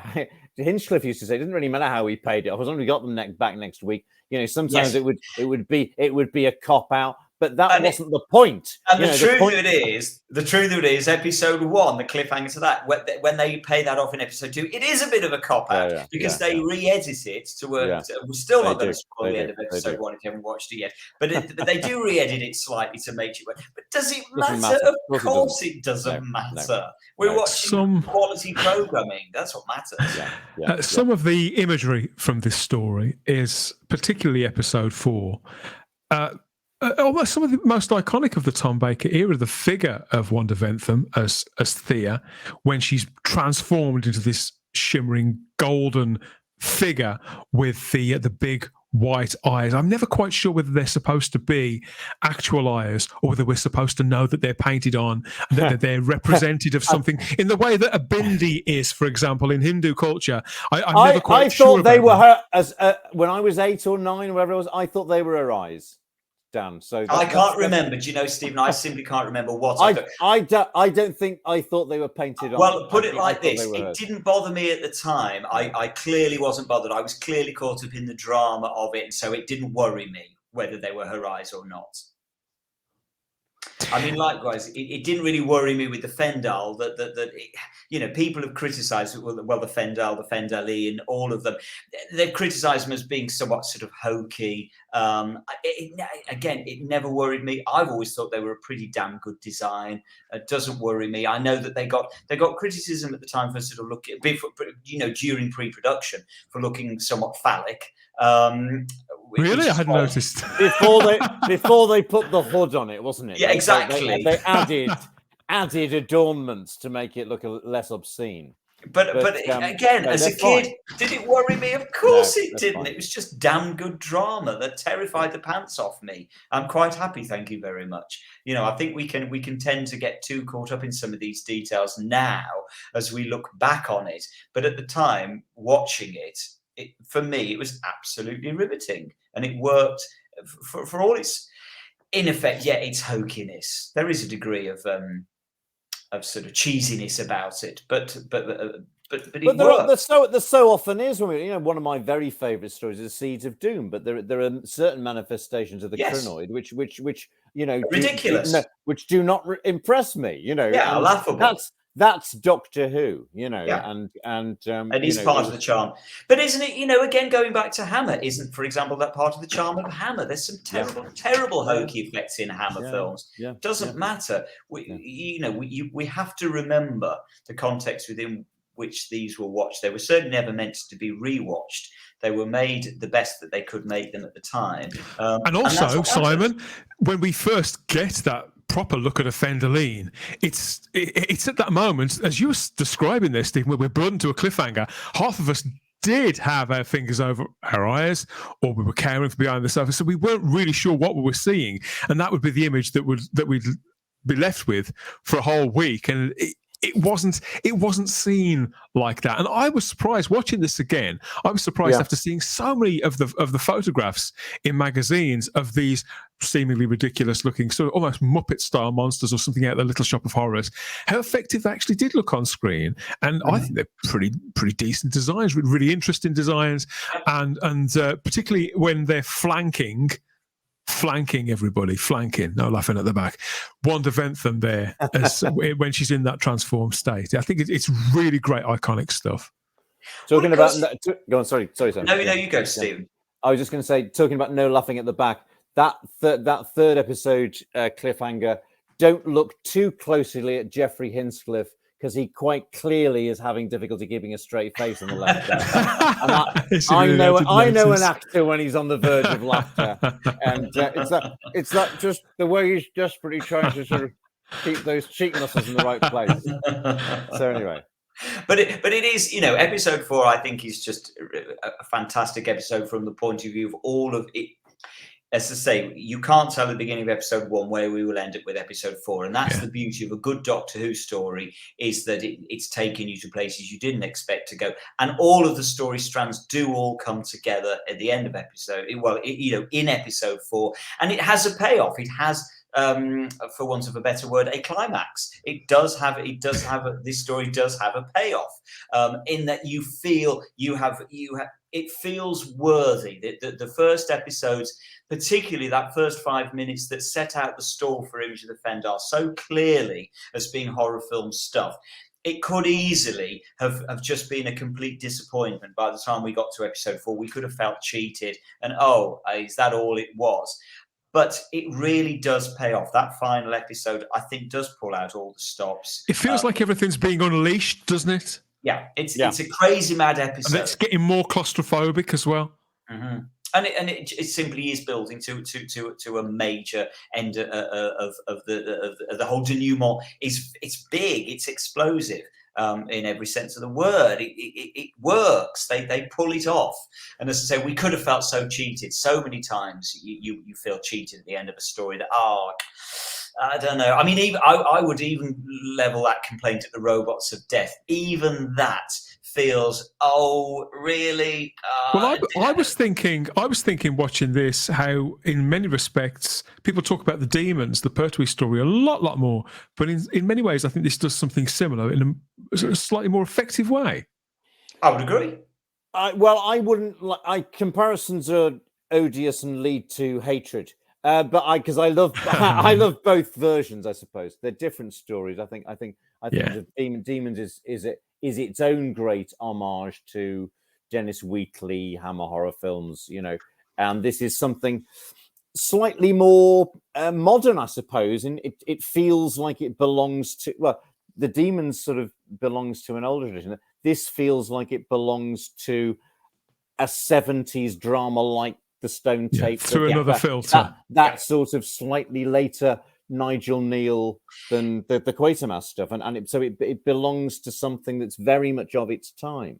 But I love both stories. It's almost sort of Hammer House of Horror. I mean, I know this is sort of 3 years before Hammer House of Horror, but it's almost this could have been something in the Hammer House of Horror, which of course Anthony Reid went on to work on. That's right. Yeah. It isn't a million miles away to sort of no, and it's related to things like Omega Factor as well that you mentioned earlier on as well. Of course, which has Louise in it. A couple of years down the line, there's a flavour, isn't there, of stuff in the late 70s that this sort of belongs to. And don't you think it just is very, very British that it's not remotely, for example, American? This kind of horror is just not American. Well, it's the old houses, isn't it? That particular sort of Gothicism, which is about Victorian Gothic architecture as much as it's about anything. And you get sci-fi horror. Well, there's the computers, and put them in the Victorian house, and you get that very particular English hybrid. But in many ways, I suppose it's something that the X-Files tried to do in America and did successfully.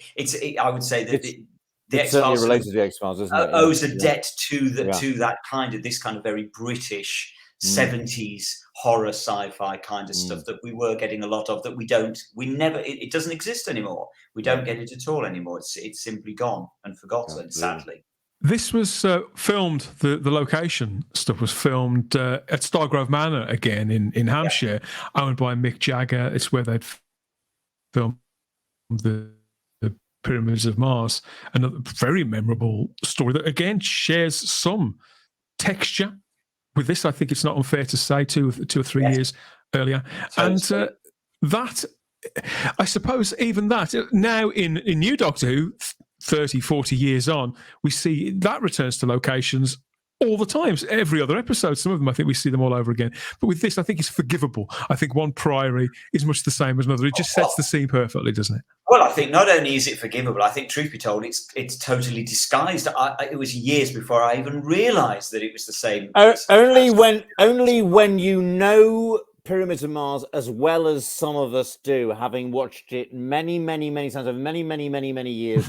There's one shot through the Fetch Priory gates where you can see, I can spot it now. I can see that's where Tom ducks down under the window. But that's just one shot with, with. And would you certainly wouldn't have noticed it at the time. Good God, no. Of course you wouldn't. I noticed it. I noticed it yesterday for the first time. There you go. I'm not convinced. 1,000 views of this. Correct. No. I'm not convinced I would ever have noticed if it wasn't that I knew that it was the same. The same location. Exactly. And they wouldn't obviously have deliberately gone out of their way to try to make it look different. I don't think that for a second, because it's not. It was a Graham Williams production. Image of Fendahl as opposed to Philip Hinchcliffe. I don't think it would ever have. Would have forgotten. It would never have been mentioned even in dispatches. It just happens to be. It's obviously a very, very photogenic location.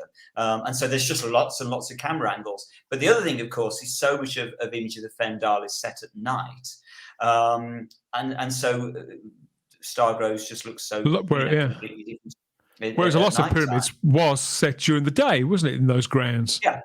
Yes, Yeah, yes, yeah. absolutely. So that's Largely, why that's yeah. obviously going to contribute to the fact that they look different. But the sets are so beautifully designed as well. Oh yeah, the corridor, the whole corridor is as solid and realistic as any set has ever been in Doctor Who, isn't it? Absolutely. Beautiful. Yeah, Absolutely. I And love the again. cellar. When you think Yeah, how big that is, it looks practically cavernous by classic Doctor Who's terms. it does, And doesn't it? Yeah. the way the pentagram lights up as well. It has an epic feel about it. That's what that episode 4 has an epic feel about it that actually belies the fact that as you say, Stephen, Graham Williams was working under ridiculous constrictions at this point with regards to the budget. Financial restrictions were just enormous on him, and yet you never get the feeling of Not with this one, you don't. story. Not with this one, you don't. No. You do by the end. By the time we get into Invasion of the Time at the very end of the season, okay, completely different kettle of fish. But at this point, they're spending the money, and it is all there to see on screen, and that's again one of the joys of this story.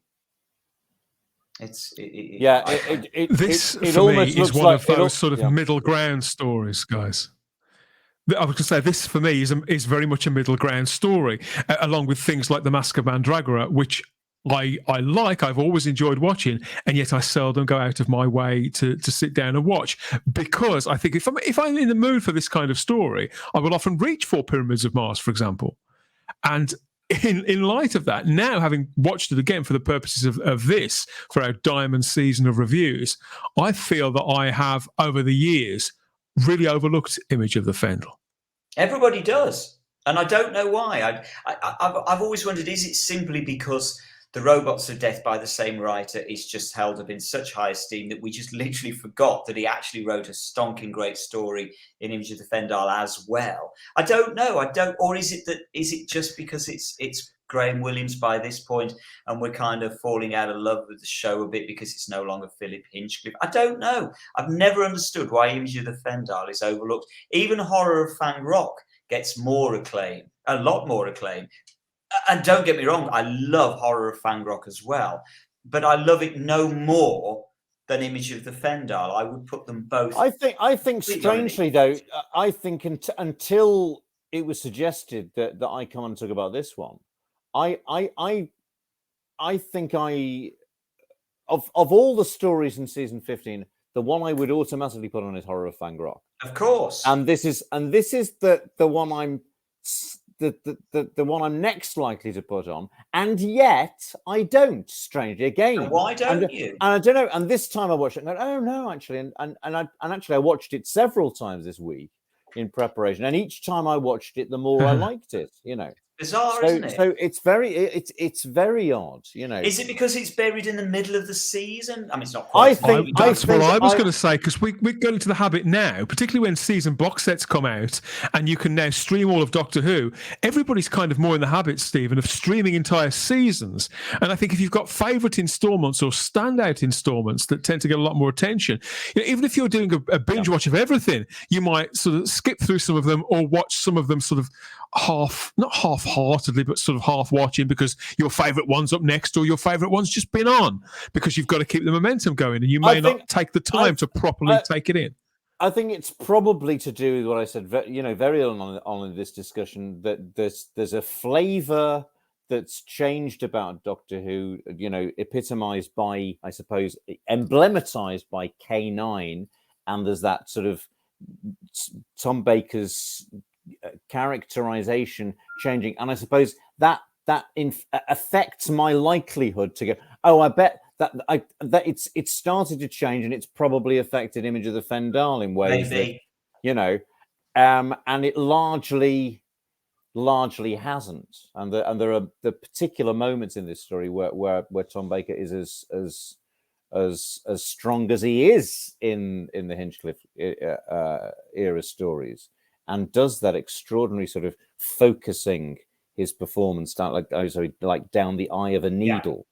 Yeah. And at one point he literally looks straight down the camera, doesn't he? He delivers a line straight down the camera and breaks the fourth wall pretty much. Towards the confidently. End, isn't it? Yeah. I think it's because, as you were saying, Simon, if it is in the dead centre of his era, yes, he knows every string to the instrument that he's playing and every note of it, and he still enjoys it enough that he can have fun with it creatively. He doesn't seem frustrated or hampered by it in any way. Knows the character inside out, and he knows that people out there love him doing what he does and trust him, and that I would say he's carrying the show, but I suppose he was aware of the transition as well. And it is a very, very nuanced performance in the way that some stories with Tom Baker in are not as nuanced. More than I remembered. Straight down the line, whereas this is very nuanced. There are lots of highs, lots of lows. I love the way, although he complains about some of the exposition that he had to sort of regurgitate out, I love the way he does it.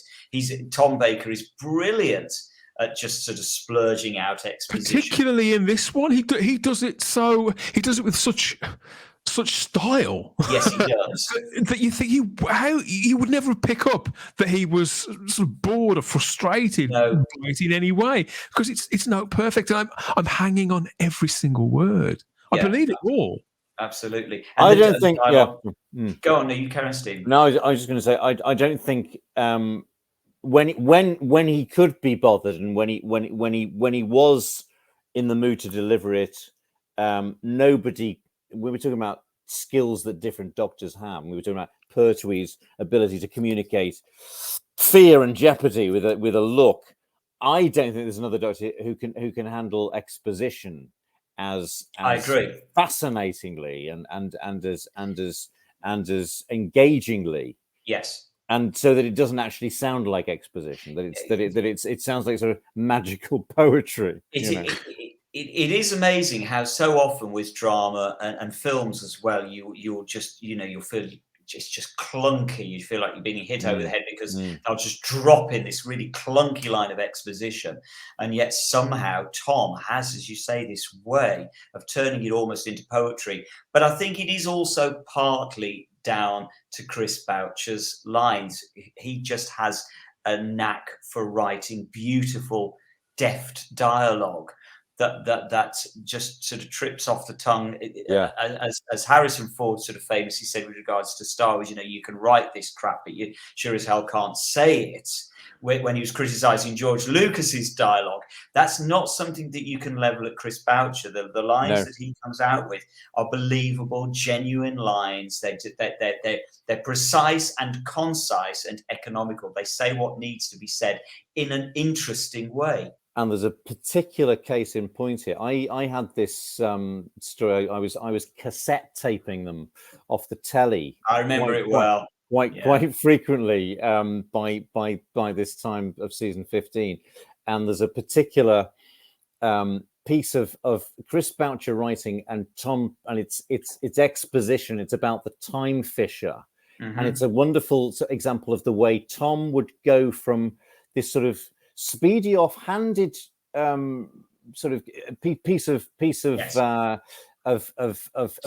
almost technical exposition, and then suddenly he'd focus the performance down the eye of that dark Tom Baker, somber, gloomy, eye of that needle, and it suddenly becomes absolutely compelling, and in that, what I always term as Holmes' Cliffian world of the dark, somber Tom that was a million miles away from being flippant, and it's that scene in the cottage with the Tylers, and he sort of, and the speed of his delivery as well in the first bit, where he says, well, telepathy and precognition are normal in anyone whose childhood was spending a time fisher like the one in the wood.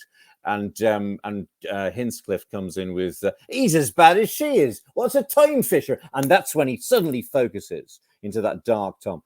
It's a weakness in the fabric of space and time. Every haunted place has one, doesn't it? That's why they're haunted. It's a time distortion. This one must be very large. Large enough to have affected the place names around here. Like Fetchborough. Fetch. An apparition. And she says, how do we know so much? I read and the payoff is I read a lot, which is brilliant. And you've got all the Toms there, haven't you? You've got the speed of delivery, the throwing away the exhibition, the darkness, and then that comedy payoff at the end. I read a lot. That was a You know, and standout scene. and it's perfect. It's perfect. Talking Oh yeah, talking about reading a lot. Yeah, there this it is. I've got my copy here. There it there it is. Yeah. I tell him of the image of the Fendahl in glorious Technicolor there, recaptured on the cover of a Target book, as was customary in the mid to late 70s. This one, it's somewhat cruelly been voted the worst cover of all the Target books. Not good. I think you It's get not fun. the best, but it may not be the worst. It would be find very all nice the- to see what Chris Achilleos would have done with that, or Jeff Cummings. But there we go. Who is the artist of this one? It is. Now, this is an artist. I didn't recognise his name when I came across this, but the artist's name is John Geary. Geary with a G. That's right. Did he do Rebus Operation as well? Yeah, he did Rebus, and there was It's a another one similar- that he did as yeah. well. Yeah. I love that one. The Rebus Operation is better than this one. Let's put it like that. Yeah. But then the VHS cover wasn't that sort of inspiring either, was it? No. It's all a bit sort of basic. And the truth be told, I mean, I do think this is one of the weaker Terence Dicks books, because by this point he's just churning them out every 109. Oh, is it, no, 109 pages. 9 pages. Yeah.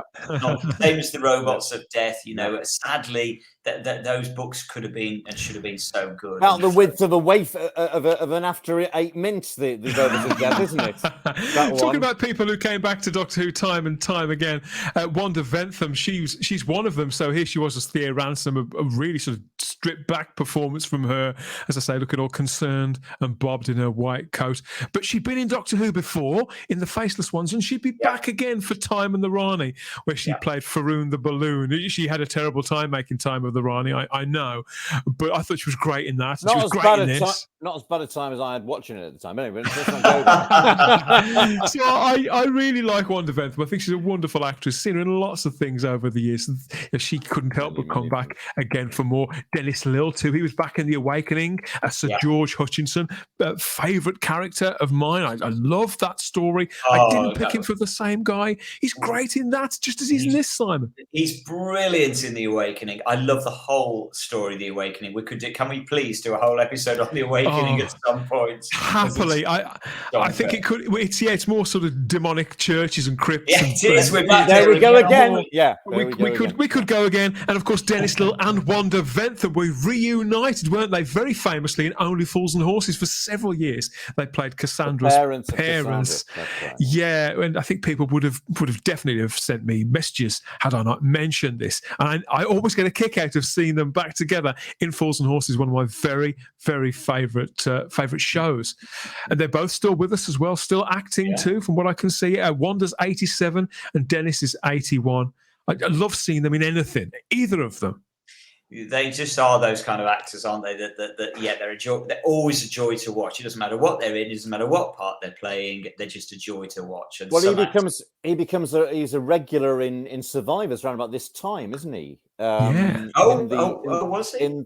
He was a character in the first series, Charles. I can't remember the surname now, and then he becomes a regular in the second or third series. That would have been early 70s. Well, no, I think the first series is 75, and he's got a character in that, and then there's 2 further series. So maybe it was either 76 or 77. Yeah, around about the same time. Mm-hmm. Although he's unrecognizable from Fendelman because he's got a hairpiece on. So I didn't make the link between Fendelman and that character, although I was watching that at the time. He's oddly one of those actors that he's not immediately instantly recognizable. He hasn't got the kind of face I don't think is instantly recognizable. So he can very often he'll pop up and things you just won't even realize that you're watching him. Affecting accents or wearing hats and hairpins and things like that. Good at character parts. Tom's very mischievous when he opens his mouth for the first time on the commentary. He says he never could do Cockney. So Dennis and Wanda, they were back, but strangely, the cows they never came back to the show. But the owl's very good in Granny Tyler's cottage. There's a wonderful performance by that owl that's not at all bothered by Louise Jameson and Geoffrey Hinsliff wielding firearms about. So it's just sort of happily sitting there, adding to the gothic atmosphere of the scene. It's brilliant. Was go on, sorry, Dan. I was going to say pentagrams and wildlife. There is so much more to this story than you'd think. All in the corners, all in the margins, as well as that really, really strong story that takes us all the way through those great cliffhangers with those fantastic characters. There's so much to enjoy in this, and we'll be back with more in a couple of minutes, because this is that moment in the podcast where we have to go and make contact with that matrix of all knowledge and hear from Kev about all the other shows across the Fandom Podcast Network, where they're all having great conversations, almost as great as this one. So take it all in right now. Make a note of what could be your next favourite, well, second favourite podcast. Stephen, Simon and myself, we'll be back here in a couple of minutes for our all-important scores for Image of the Fendahl. Don't go away.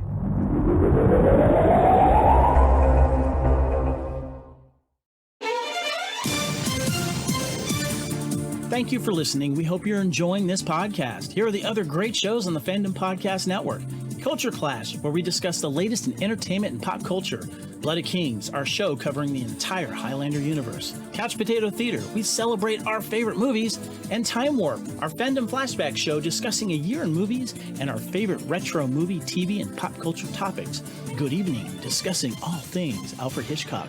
Hair Metal Podcast, we cover the rock metal music of the 80s and early 90s. Type 40, a Doctor Who podcast, discussing the time-traveling Doctor Who universe. Lethal Mullet, an action film podcast covering the 80s, 90s, and beyond.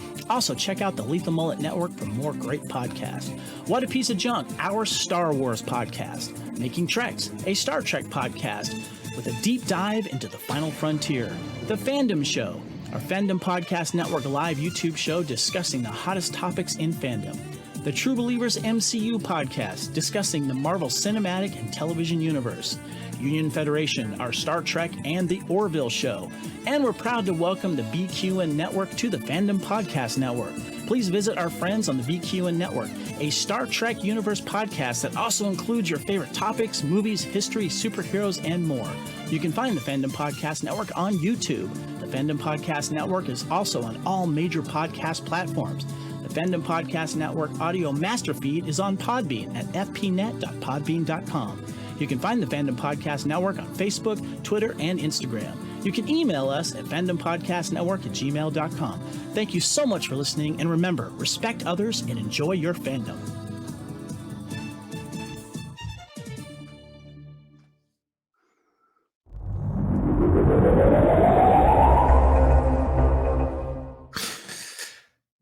There we go, from spooking you out to teasing and tantalising you as ever. When we can even clothe you too, if you head over to tpublic.com, that's where you'll find merch to match all of those shows, including Type 40. Search for the Fandom Podcast Network. There'll be a store full of all the team colours for all of the podcasts, on everything from T-shirts to phone cases and tapestries and all the rest of it. Seeing is believing. Treat yourself, treat your other selves. All goes to support the Fandom Podcast Network into the bargain. So everybody wins. I'm back here with Simon Horton and Stephen Noonan, and we've chilled ourselves to the very core, haven't we? Reviewing Image of the Fendahl, that classic Doctor Who story from all the way back in 1977, starring Tom Baker and Louise Jameson. But here we are, back together to get to the real core of the matter and decide how we're going to score this story, if we can, because I think that the better stories, they're often hardest to come to to settle on some sort of score for, if you follow me. I don't know. I'm kind of sort of spoiled because you don't want to give everything 5, do you? Yeah, I know, but it's difficult because stories that I love, I really, really love, and so, but you know, yeah. Does this rank up alongside something like the Caves of Androzani or the Robots of Death or Earthshock that I would give 5 to? Can I ask you, Simon, of season 15, is this your favourite story? Oh no, that's really difficult because I would put it absolutely alongside Horror of Fangrock. I just really struggle. What would you say? I would say Horror of Fangrock, but they've been Horror of Fangrock 1, this 2. But this week, I've had a bit of an epiphany with this one. I have to be honest, not a change around, because I can never get away from how wonderful I I felt horror fang rock was at the time, and I still do. The only thing that lets horror fang rock down for me is the certain shots of the root, and particularly get when it's hanging off the light. I often think, why didn't you just not use that shot? And save, have us not see the thing at all until the end.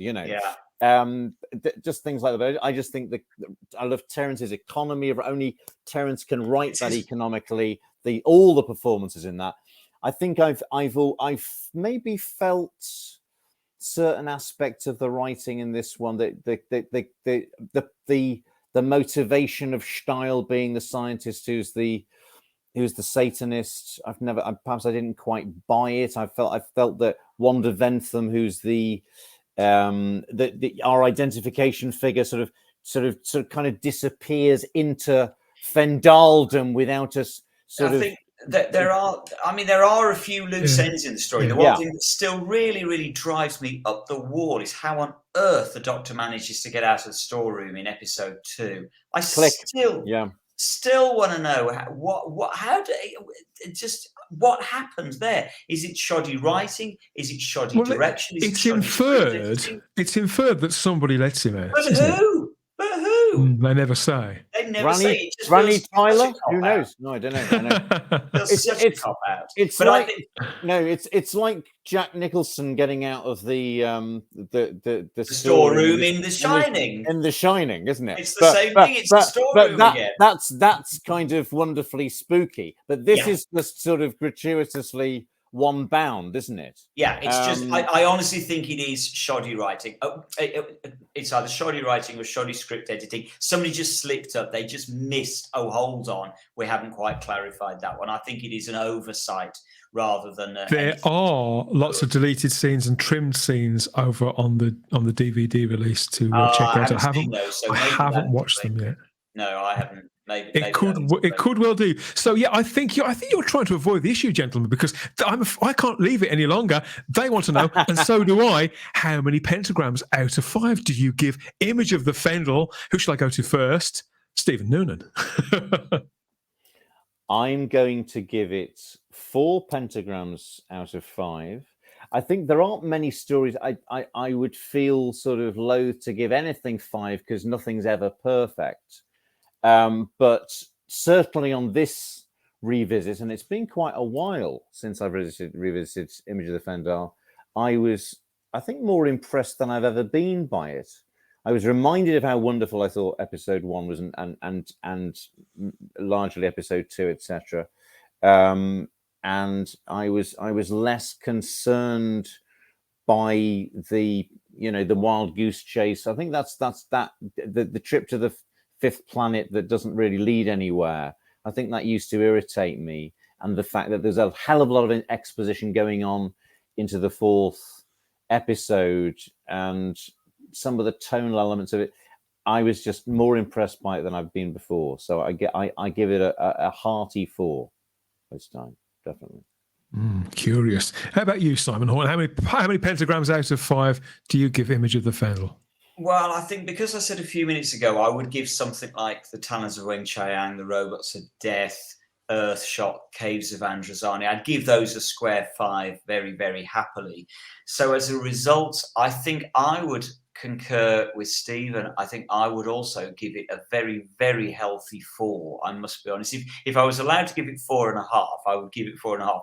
But if we're not allowing half points, are you allowed halves? Everybody else, I got to be honest. Everybody else I ever asked to rate these stories out of 5 always chips in with a half. So you may as well. Right, well, in that case, I'm going with a 4.5, just because I think I think it stands quite highly above your average Doctor Who story. It's not within the realms of sort of the Robots of Death, Talons of Weng-Chiang in my mind, etc. But I think it's very, very close. And a lot of it's just down to the sheer atmosphere of it. It's the lighting, it's the direction, it's the lines as well. It's just Chris Boucher's dialogue is beautiful. One of my favourite lines in Doctor Who of all time is when Adam Colby says, "What are you exactly? Some sort of wandering Armageddon peddler?" It's just It's beautiful. It's beautiful dialogue. I love it. What is it the Doctor says? You must have been sent by Providence. And Ted Moss says, no, I was sent by the council to cut the verges. It's beautiful stuff. So the dialogue alone really lifts it for me. So a very, very healthy 4.5. I love this story. What about you, Dan? Just like when we got together last time to talk about Death to the Daleks, I hadn't seen this one in a very long time. Not quite as long as Death to the Daleks, where it had been 20 odd years, but it had been a while, certainly over a decade. And I'd never looked at it in quite this light, really soaked it in, took my time with it. I think the last time I watched it, I was doing the entirety of the season. And I'm happy to say that this time I was absolutely engrossed by this, so much so. And I noticed so many things that I had overlooked before, or I've simply refined my taste. I don't know what it is. But for me, this was almost like getting brand new classic Doctor Who. Almost. It wasn't until after I'd watched it, and this is why I've asked so many questions really about it in context to the time, to the National Viewers and Listeners Association, the change of personnel, the evolution of Tom's characterization. Because it was only after I'd watched this and was sitting and sort of mulling over some of it that I realized how little we'd actually seen the guy who takes his own life. We don't see him do that. We don't see many of the transformations or the deaths in the way that we had done in earlier seasons under Hinchcliffe. And yet while I was watching it, I didn't notice. I'd become completely seduced by it. And I was taken to that place, the sense of jeopardy, the sense of scale of the stakes, the production values gradually building, and characters that I either really, really liked or I was interested in. That's not always a given. Sometimes you can see quite through some characters that are there as almost as if they're parts of a machine. You can see all their sharp edges, where their gears are. Not so with this. I wanted to, if I didn't want to know more about them, I wanted to hear more from them. I thought the cast was absolutely fantastic. So my response to this time, in deep into adulthood now, is a testimony to the grasp of the production everybody had, maybe because of that feeling of not that everything was against them, but knowing that the couple of knives had been sharpened for the show and that they'd got to keep it right on track, putting the audience first. There's, as I said earlier on, there's a perfect blend in many respects of the goofiness that I enjoy about Doctor Who, with all that atmosphere and with the threat and the macabre and the hammer. And it's the perfect example in a lot of respects of this brand of Doctor Who story. It helps that Tom is in that sweetest of spots with the character, and I really responded. And I'd forgotten as well about the links between the Fendahl and the Time Lords. I'm a sucker for all that mythology when it just pops up here and there. And because in the classic show they did it so seldom, when they did do it, it felt like an echo of something really ancient. So and important. Yeah. Mm-hmm. Because it was so infrequent. It had a weight to it that it doesn't now. And so I think this is a very, very strong story that I've drastically reassessed, and I'm going to give it 4 out of 5 as well. Wow. Really enjoyed it. Yeah, it's interesting that, isn't it? Because this is the kind of the beginning of things that became so commonplace. We've only had Deadly Assassin the year before, yes, which introduces us to Time Lord Society for the first time in the world of Gallifrey, and now we're starting to get, before it's got tired, they're starting to talk about the Time Lords more frequently. We've got the Time Lord mythology invoked here later in the season. Of course, we have the sequel to Deadly Assassin, for better or worse. So that's a discussion for another day. But it's interesting, isn't it, that all those things that we all take for granted are quite new at that time. They certainly felt new to me as a child at the time. That the discussion of Time Lord history was exciting because there hadn't been a lot of it prior to this.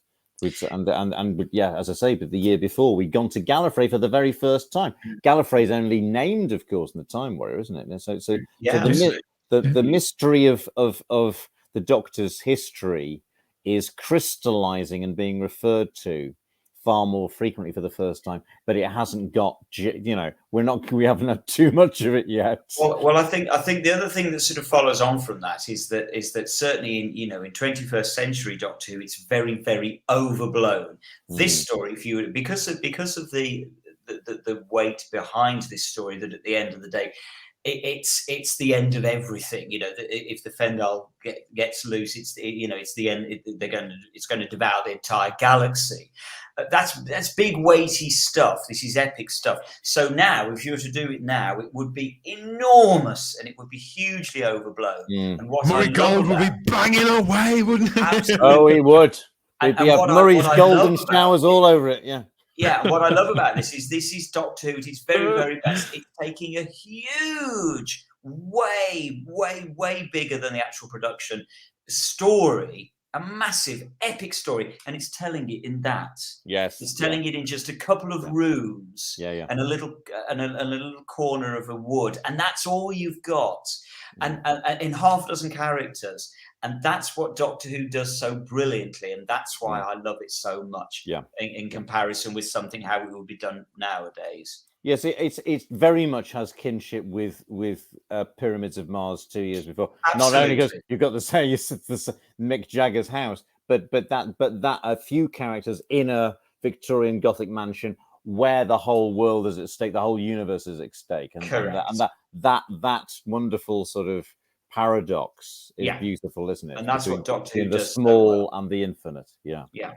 The ratings for this steadily built over the entire 4 weeks that it was on. People couldn't get enough of this, so it started at 6.7 million, and part 4 got 9.4 million people watching. So the spell was working, word was getting round, and those children who are desperately hoping that they weren't going to soften this show were flocking to it to see more. And I can't say I'm surprised. I remember watching this when I was a child. Very, very vaguely remember this one. Just moments of it. Mostly the wood panel corridors, I think. I would have been petrified by the cliffhanger to episode 3, but I do remember this. And so if it's, and not all of the stories from this time had that effect. I can't remember. Was this when it was going out, Dan? Yeah. So being a little kid and it being on the telly, the one on the telly. Yeah. Tiny. Yeah. So if it stayed with me, even just a few images from when I was that little, then they were getting it right, I think, because I don't think it ever kept me awake at night. Obviously, results may vary. I can accept that, and whilst I do, as I said at the top of the show, I do think Mary Whitehouse had her heart in the right place.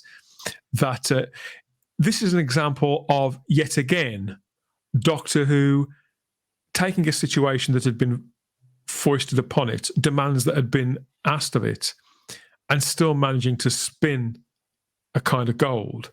Yes. So I'm very impressed with this. So proud to be a fan of this show when I can watch an episode like this that's 45 years old, get so much out of it, and I would happily recommend this to pretty much anybody. Absolutely wonderful stuff. Yes, we talked a moment ago about the Target book. That came in May 1979, so readers would not have long to wait at all for that. And not so much for the VHS tape. That took a little longer. Came out on VHS in 1993. So it was as they were getting towards the end, wasn't it? So, so the range was going about 5 or 6 years there. People had to wait for that one. But as with all Tom Baker stories, I counted down the days until this was out. And then, of course, we had the DVD. When was the DVD? 2009. This came out on DVD in Great Britain. So again, a bit of a wait. This story does get kind of overlooked because there are no returning bad guys. It's not a great big extravagant story of any kind. I do notice that it's a similar sort of story, and yeah. So the VHS tape in particular, I remember buying that, but I think the VHS, the DVD, when those were coming out at quite a rate of knots, it was a case of I'd already double dipped on these, so I just bought them, accepted that I was paying for these all over again. So I don't quite remember like buying from them a shop. That I probably got it from Play.com, or if Amazon was around, it was from somewhere like that. It's not like going in and buying the VHS tape, is it, Stephen? When you counted down the weeks until these things were released. Well, because often we were seeing them for the first time since they'd been on. Certainly Yes. with Image of the Fendahl, when that came out, the VHS, that was the first opportunity to see the whole thing. I think the only bit of it I'd seen was the bit on the Tom Baker years between its transmission and because it was never repeated. The two Invisible Enemy and Sunmakers were the two repeats from this season that summer. So, and I'd never seen it at a convention or anything. So yeah, they were so exciting when you'd finally get to see the story after all those years. But when the DVDs came along, I couldn't wait to hear if it was Tom on the commentary. That was another good reason when the DVDs came out. I couldn't wait to hear what hijinks he'd get up to, and he delivers on this one as a particularly amusing performance as he rings around the others and stymies them all with his irony. So often he'll make some preposterous remark, and one of them, like poor old Edward Arthur, will say, "Really?" Taking him seriously and not realizing that he's joking. He's talking absolute rubbish, absolute as only Tom can do. Thomas Cobblers, yes, yeah, but no. One day we'll have the season 15 Blu-ray, won't we? And indeed we will. And I wonder what treasures that will hold in store for us, and if there's anything new to be found out about. One of the frustrating things about Chris Boucher is I've never, he's on the Robots of Death DVDs. He does a commentary with Hinchcliffe on that. But he's rare, apart from that interview with him in the monthly or the magazine or whatever it was at the time. I've never heard him talk a lot about Image of the Fendahl, or seen him or heard him be interviewed about. He was sparing in the interviews that he gave, wasn't he, throughout his life? He did very little. He's a man of few words. I remember seeing him at a convention many years ago, and even then it was like getting blood out of a stone. Yeah. He's just one of those writers who is brilliant at what he does, but doesn't particularly want to talk about it very much. Very self-effacing to the point of painfulness. Very, very humble. I read a little about him because he passed away just last year, didn't he? Sadly, and I remember seeing a piece where his wife was saying how he got it into his head that people didn't like his work. Yeah. I mean, how do you even get that? Robots of Death is probably one of the most treasured Doctor Who stories of all time. It's extraordinary, isn't it, when you think about it? Yeah. But I'd say just a very humble man. He's not, unlike certain writers, he's just very, very humble and never really got it. How loved he was, I don't think. Yeah. And how loved Tom Baker was and would remain loved too. When we watch a story like this and we see Tom at the height of his powers, I think arguably, and that's the funny thing. Yeah. You look at stories like Talons, the stories that people talk about with bated breath, and actually I think that Tom was probably never better than in this particular story. That's another reason why I rate it so highly. But you think this was 1977? He'd be in the show for another 3 years properly. And you think what was keeping him there? Was it that feeling of being in the center of something that was so culturally significant, Simon, or was it simply the feeling of knowing that you are not just someone's but lots of people's hero? I think it was a combination of things. I think it was a knowledge that as an actor, as he has said himself, it was the best role he ever did. And I think he was aware at that point that it was probably the best role he was ever going to get. So I think he was absolutely riding on the crest of a wave with regards to his own satisfaction in the role, however much he might have sort of given the writers a hard time. It was all done in many ways because he loved the part so much. I think also it was because he was very much aware that at that point he was hugely on the crest of a wave with regards to the public and his standing with the public and how adored and how loved he was. And as he has said so many times, it's difficult to not be intoxicated by that degree of adoration. Any of us would be. He's not remotely shy about this. He says, of course, that he absolutely loved being adored by people. And so he was at the height of his powers with the public at this point. Interestingly, it was 2 days after finishing filming on Image of the Fendahl that Tom Baker and Louise Jameson went to the very first ever Doctor Who convention in London. Oh, wow. So at this point as well, fandom is absolutely on the ascendancy at this point, and he's again at the heart of that. So it would be very hard to not be intoxicated, I think, by what was happening in his world at that time. And look at him there in that photo. He's clearly absolutely loving. I'm guessing that's just before before Image of the Fendahl. Maybe that looks sort of like Seeds of Doom time, probably late Around that time, yeah. And early 77. A friend of mine he went to a personal appearance by Tom Baker at a local bookshop, and he describes to me how Tom took one look at him and did the thing where he took the hat off his own head and put it onto him as well, and said something to him, and he's just committed the entire thing to memory. Looked down at him with a big booming voice, said something quite personal to him, that he's cherished ever since. You think how many children had a moment like that? How many times Tom must have done that, Stephen? And yet each child would have felt special in that moment. He's that kind of man, that kind of personality. I think, it's interesting to talk about the actors who wanted to leave and the actors who didn't want to leave. Of course, Hartnell didn't want to leave in the first place. As far as he was concerned, he was Doctor Who, and that was his part. Troughton had a very successful character acting career before Doctor Who. It was becoming beleaguered towards the end. He was getting tired of that schedule and knew that if he didn't leave at that point, he wouldn't be able to go back to that character acting variety career that he had. I don't think Pertwee particularly wanted to leave, apart from the fact that he of course, the tragedy of Delgado, Katie leaving, etc., but asking for more money and that I don't think he wanted to leave. No. We could talk about the 80s ones, but Tom Baker had been, as we've said earlier, a jobbing actor. He'd never had major success and had a yearning to be very successful, as he said ingenuously, I believe. I don't think it's an ironic statement or a joke. He didn't want to be liked. He didn't really love. He wanted to be adored, and he got it. And however difficult, whatever beleaguerments the series was going through now, was to go through over the next couple of years in this Williams era, in this Trouble Williams era, the beleaguerment wasn't about his performance or his popularity. Absolutely not. His popularity was going from strength to strength, regardless of what behind the scenes problems were going on. And wherever he went, it was smiles, it was laughs, people delighted to see him. And that's intoxicating to a man who'd been working on a building site when he started. Why the hell would you want to give that up at that point?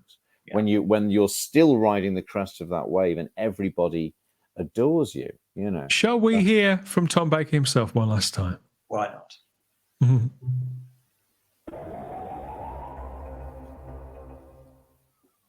So when I became Doctor Who, there was something unique about the program. Lots of actors know about playing famous heroes, but Doctor Who was so much more powerful, and it seemed to me to be a life. I lived it. I mean, it was more fun being Doctor Who than Tom Baker. Tom Baker was just ordinary, but when I was given all these costumes and the sonic screwdriver, I dream about it still. Bless him. I think in many ways, that what I think has happened. I talked earlier on about how, as I say, he seems so almost broken in 1983 by the role, and I think what seems to have happened to Tom in really probably the last 10 or so years, maybe longer, he's found a peace with the role that maybe, after leaving it, as you said, Stephen, who would want to have given up all that intoxicating madness? And so it would have been difficult to do that. And so maybe he was left with a degree of bitterness, of resentment, of disappointment, of whatever it is. And now, in his late years, he's clearly, I think, just found not just a peace with the role, but an enormous second love of the role. He loved being in it at the time, and now he loves the fact that he was in it.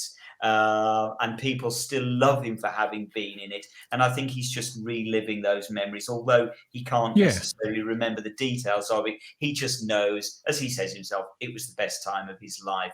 And that, I think, is what he now revels in. He's made peace with the fact that it defines him actually as a person, but that in so many ways he defines it.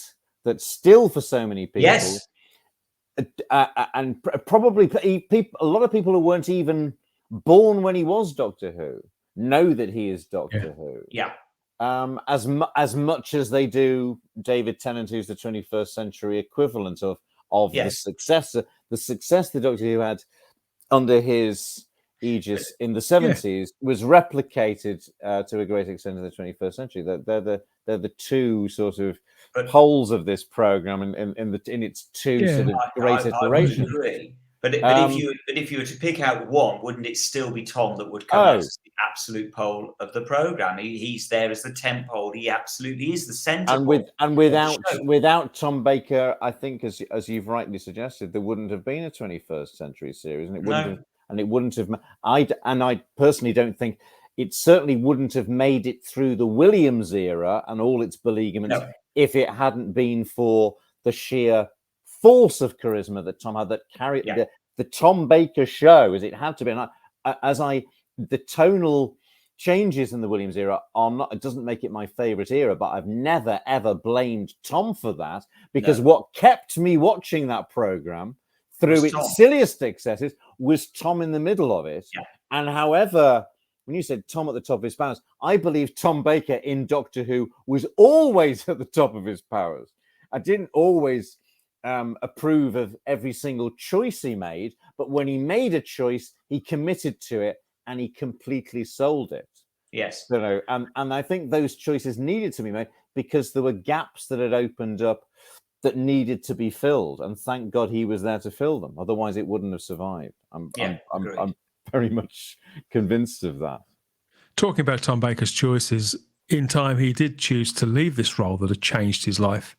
And whenever you get to that point in a rewatch, or even if you're just reading back through Doctor Who history, it seems like not just the end of an era, but the passing of something or someone almost like a monarch of some sort. It is incredible. It made headline news all over the world, and Tom took the opportunity in the press and the media, didn't he, to do what Tom does, and to be mischievous and provocative, and to make sure that we never forget him, as if there was ever any chance of that, Simon. I remember this story breaking, not understanding not only why this hero was leaving this show, but how it could possibly carry on without him. How does that work? That's a story for another time. But this really was, it shook British television, didn't it, and British media?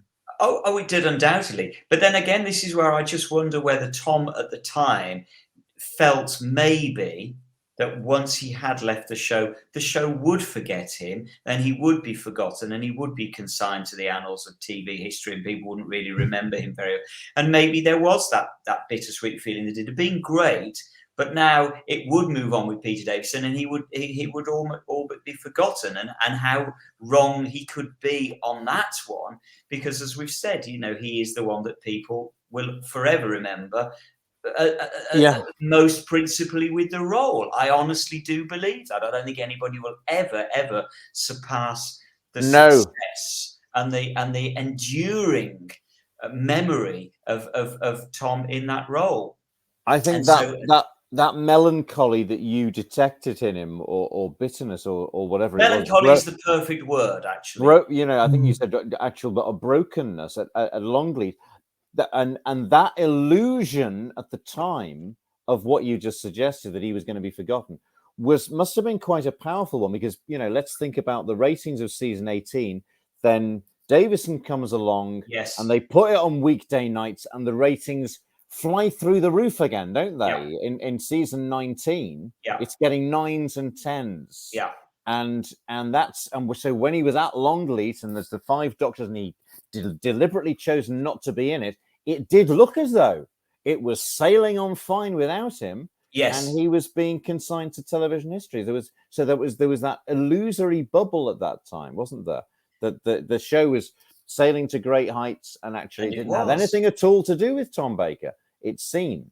But then the ship foundered, the wilderness years came along, and then the cult of Tom Baker rose again, didn't it? Well, and also I think the show just recalibrated itself as realizing that actually its history was very, very important. Yeah. And Tom just sort of floated really above everybody else because he was just so memorable at the time, and he just took the show through the most popular era. Simple as that. There's no denying it. The Fourth Doctor was noticeable by his absence. Even he was in it sort of in the 5 Doctors, wasn't he? Technically, he was in it within the life of the character, but it's...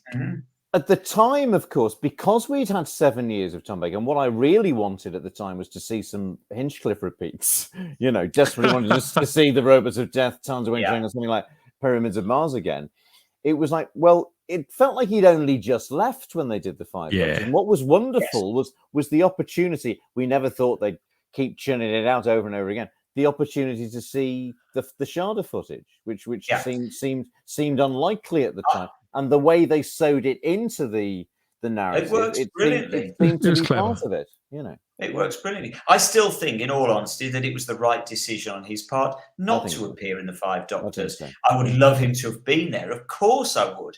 But I honestly think it probably was the right decision because, as you say, it was only a couple of years since he'd left. And part of it, I think it would have overshadowed Peter Davison at the time. And it was his show. It was Peter Davison's show at that point. So I think actually Tom, if anything, maybe he was being selfish by not doing it. But actually I would disagree and say, no, I think he was being quite selfless by letting at that point Peter Davison shine because it was his show. And I think Tom knew he would have overshadowed that somewhat by returning. He was accepted that his time had passed just in the same way that Pertwee's had, that Hartnell's had, and Troughton's had. And eventually, the Fourth Doctor, Tom Baker, did come in sort of from the cold in the 90s. When the VHS range really started to boom, wasn't it? When there was a real sense of occasion around every single release there, and he built bridges with John Nathan Turner, became part of that range of special releases and all sorts of things, leading to a small part in Dimensions in Time, that charity special back in 1993. So there's little moments, little footsteps on his way back to coming sort of back into Doctor Who properly, into taking his rightful seat, his rightful throne, if you like, as the king of Doctor Who. And in time, he'd be reunited with Louise Jameson on audio at Big Finish Productions. We'll have several seasons and box sets into that new era, the new Fourth Doctor adventures, where he's been paired with not just Louise Jameson as leader, but lots of other people too. They had a famously choppy relationship back in the late 70s. They've both spoken about that, but you can, every time you see them interviewed or read them interviewed, it's very clear the mutual respect and affection between them. That's lovely. And of course, Tom does appear in these special releases. So he's been in one with the 10th Doctor, which is an incredible audio production, and he's appeared in several of the tentpole box sets and anniversary specials there too. So he's capable of coming to parties, isn't he? And he eventually, of course, he did return to the television, not as the Fourth Doctor, but as the curator. It was another incarnation of the Doctor from heaven knows how far in the future. But seeing Tom Baker back as any Doctor on screen for however long back in 2013, well, it set the anniversary off probably perfectly. And I know he's spoken about that a little, hasn't he? He feels that nobody's really interested in him. Nobody made any time for him apart from Matt Smith. But again, is that more of a Baker mystique? Is he building some more myth there? I don't know, and I hope I never find out, I suppose. Well, I mean, certainly that moment in the 50th anniversary special was obviously the highlight for me, and for many people. It was electrifying, Simon. Oh, it was electrifying is the word. I was going to say, I can still feel the hairs go up on the back of my neck when I just think of suddenly hearing that voice, because I'd sort of sat through however long it had been thinking, oh no, they've just done nothing with the classic Doctors at all. And I was heartbroken at that. So to just, okay, it was only in the last 5 minutes, but just to have Tom, and it was so deftly done, the way you just hear his voice before you see him. It was magical. You know, it truly awe-inspiring moment for me. And just lovely to see him back in the role. As far as I'm concerned, he was the Doctor. He wasn't the curator. No, that's the Doctor for me. Thank you very much. I'll take that. That was the sort of the great vindication, wasn't it? Because it had to be him. It couldn't have been. I know that people have prevaricated about this or complained about it, or one of the other Doctors got very upset about it, of course, didn't it? But you know, it could only have been Tom. Yes. In that moment, you know. Yes. And there was just something so absolute, and I don't think anybody, apart from perhaps that other person, could seriously challenge his right to that special place as the Doctor, the living Doctor who epitomizes Doctor Who, perhaps more than always Tom Baker. Even those other three that are dead before him. Yes. You know, there's something about him, whether he's your favorite Doctor, he's not your favorite Doctor, whether you don't even like Tom Baker at all. There's just, you can't deny his quintessential Doctor Who-ness more than any other. I think it is extraordinary how engaged he is with the fandom, with the world of Doctor Who now. I know he doesn't do many conventions now, and I know he doesn't travel abroad now, certainly, but in recording audio material and signing box sets, he seems, I don't know, he just seems like he gets it and gets us at long last. I think he always understood children, but I think the adult thing, I think his understanding of that, I think he found it trickier to understand. I think he found it elusive, but now I think he revels in that as well. When you see him signing these box sets and vinyls and everything else, I think he's reveling in that again. He knows the affection's real. It's not cynical in any way. It's not manufactured. I think maybe what happened is that, of course, he knew he was loved so much by children at the time that he was in the show, and maybe he just hadn't quite clocked that all those children had now grown up, but still loved him just as much as they did when they were watching him in the show. And so I think that sort of blindsided him a bit. Maybe I just don't think it's something that he hadn't expected. No, we would all still love him just as much as we did when we were 10. I think the penny started to drop when, you know, the likes of Little Britain lads, etc., the people who were employing him in later years, were saying, "Oh, well, we were watching it as kids." You know, oh, right, of course, these people are now growing up, but not just in a cynical way, but the realization of the power of Doctor Who to stimulate the minds, the imaginations, the intellect of potential writers and television creators of the future. That must be a wonderful realization for Tom Baker, to realize that those children grew up to become working television professionals and were inspired by the program that he was sitting at the center of. And that time as well in the early noughties, where he was doing Randall and Hopkirk and Little Britain, and he was also the voice of something for BT, wasn't he? Sort of the update of the speaking clock, or was it something? It was. You could send in a text message. And it was telephone number, and you would get it back. Tom Baker would read it back to you. So, I remember doing it. It was fantastic. Did you? All right. Great. I knew it was something like that. I couldn't quite remember. But for a time, everything Tom Baker exploded yet again.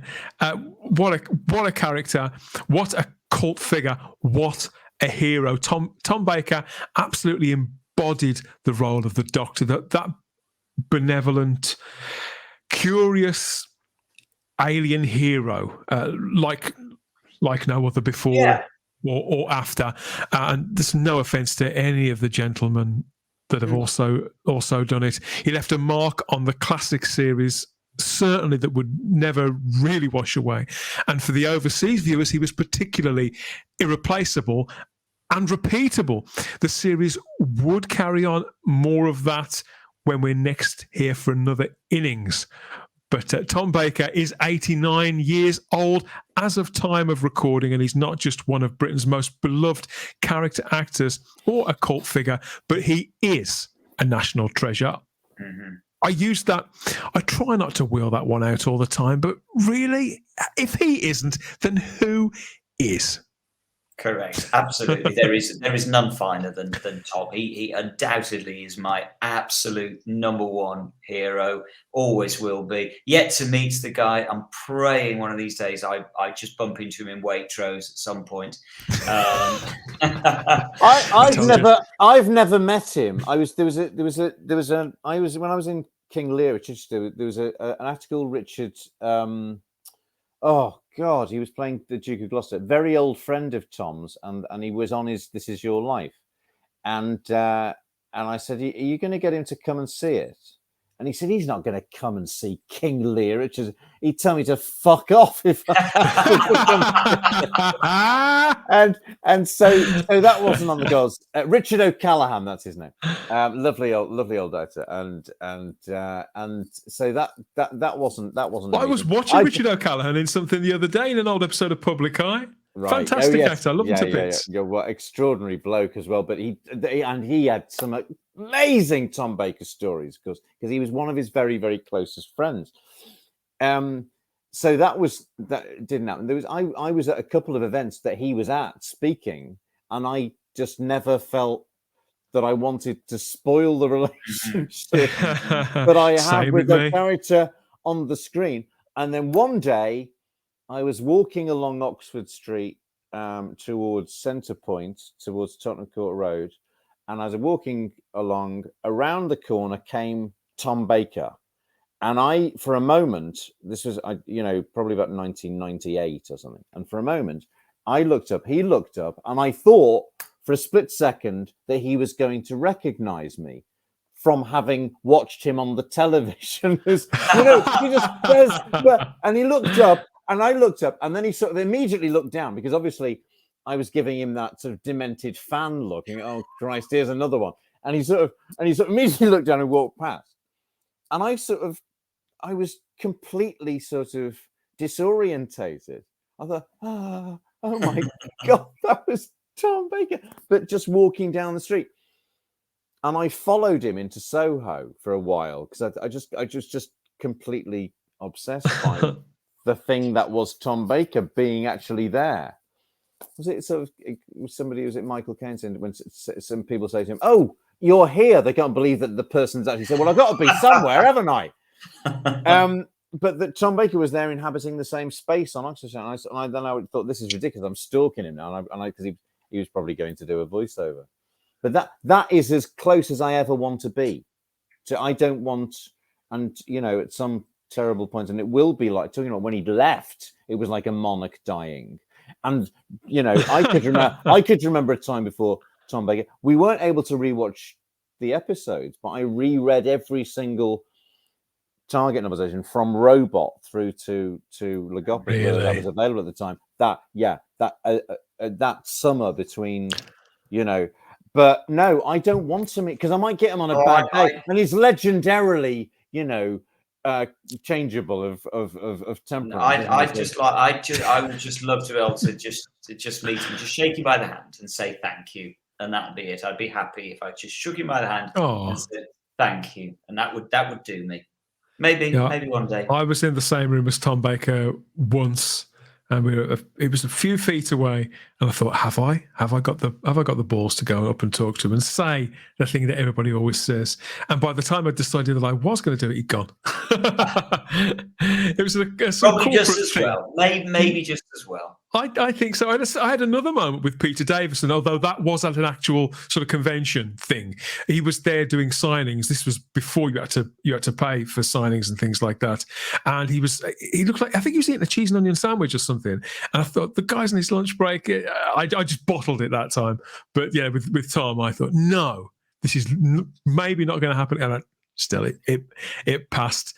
The diamond season of reviews here on Type 40, though, that hasn't passed. It's going to continue as we make our way through the incarnations of the Doctor, all to celebrate the 60th anniversary of Doctor Who. Where will we go next? Well, we know, don't we, gents? We know already. We've decided, but that's for them to find out.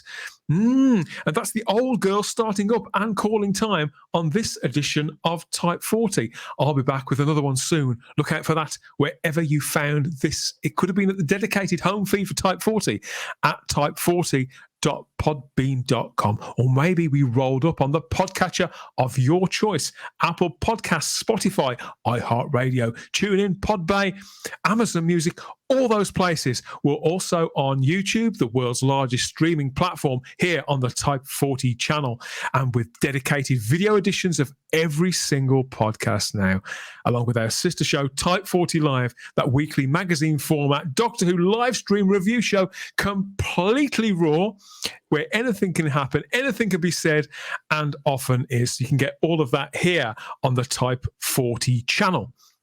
We're still on the fabulous Fandom Podcast Network's master feed, loaded up with so many treats for your ears. Never mind weekly, they're coming at you on the daily. So please consider a trip sideways in time for more quality shows from the FPN. Maybe you'd like to have your say about all of this, your review of our review, if you like. Well, you can chip into, of course you can, through our social media, Instagram and Twitter, at Type 40 Doctor Who. There's the comment section here on YouTube as well, so you can type have a go at us if you think we've scored this too much or scored it too little. You can let loose there in the comments section by all means. You can reach and join all of us, join with other incarnations of other Time Lords over on Facebook in the Type 40 Facebook group. That's where you'll find people feasting on the classic series in this 60th anniversary year. Same with new Doctor Who too. We've all got our favourites, haven't we, from across the decades, and lots of us too looking into the future at all new Doctor Who, with David Tennant as the 14th Doctor and Ncuti Gatwa as the 15th Doctor. Coming at us from everywhere, aren't they? Can't keep track. And you can email us, type40 doctorwho@gmail.com too. Oh, so many ways. So yeah, get at it. We'd love to hear from you about what you particularly hold dearest about the fourth Doctor, the Doctor, Mr. Tom Baker. Let's have some more links, Simon. Where can people find you on social media? They can come and say hello to me on Facebook under Doctor Who The Hoonatics, WHONATICS. Come and find me on there as the admin. And Stephen Noonan, delighted to have had your company on this edition of the show again. Well, a pleasure, a second pleasure, and hopefully more to come. Absolutely delighted to. He's down for more, everybody. Well, of course, talking about the third, talking about the fourth. Where should we go next, I wonder? I think we should go forward for the time being, shouldn't we? There are anecdotes about Peter Davison to tell. So I've never met. Oh, really? I have met the fifth. Sorry, Peter. Number of times. So yeah, maybe we could go there. Brilliant. Well, Peter Davison is my Doctor, so yeah, we will be going to the fifth Doctor next. I can't wait to talk about it, but I like talking about all of them, come to think of it. But obviously, if you want to hear Stephen Noonan as the Doctor, you can hear his exploits over at bigfinish.com there, with several box sets and other releases, and he's part of the 60th anniversary series too. So go and check those out at bigfinish.com. Okay, and yeah, you can find me on Instagram and Twitter as the Spacebook, where I'm wheezing and groaning, ranting and raving about all things geeky inside and outside of the TARDIS, including real life. occasionally I do reconnect with real life when I absolutely have to. Swept up in the 60th anniversary year, of course I am. I hope you are too. So you can connect with me over there and vent your spleen about what the BBC are giving us later this year and what they're not giving us. It's been an interminable wait for them to bring us something other than the tiniest of teasers, but we'll make it through to November together here at Type 40. I'm sure we can. Okay, yes, so thank you, Simon and Stephen, for your company, and thanks to you for listening out there. We always have the time if you have the space here at Type 40, but that's it for another one. You take care. We'll speak to you all again soon. Bye-bye.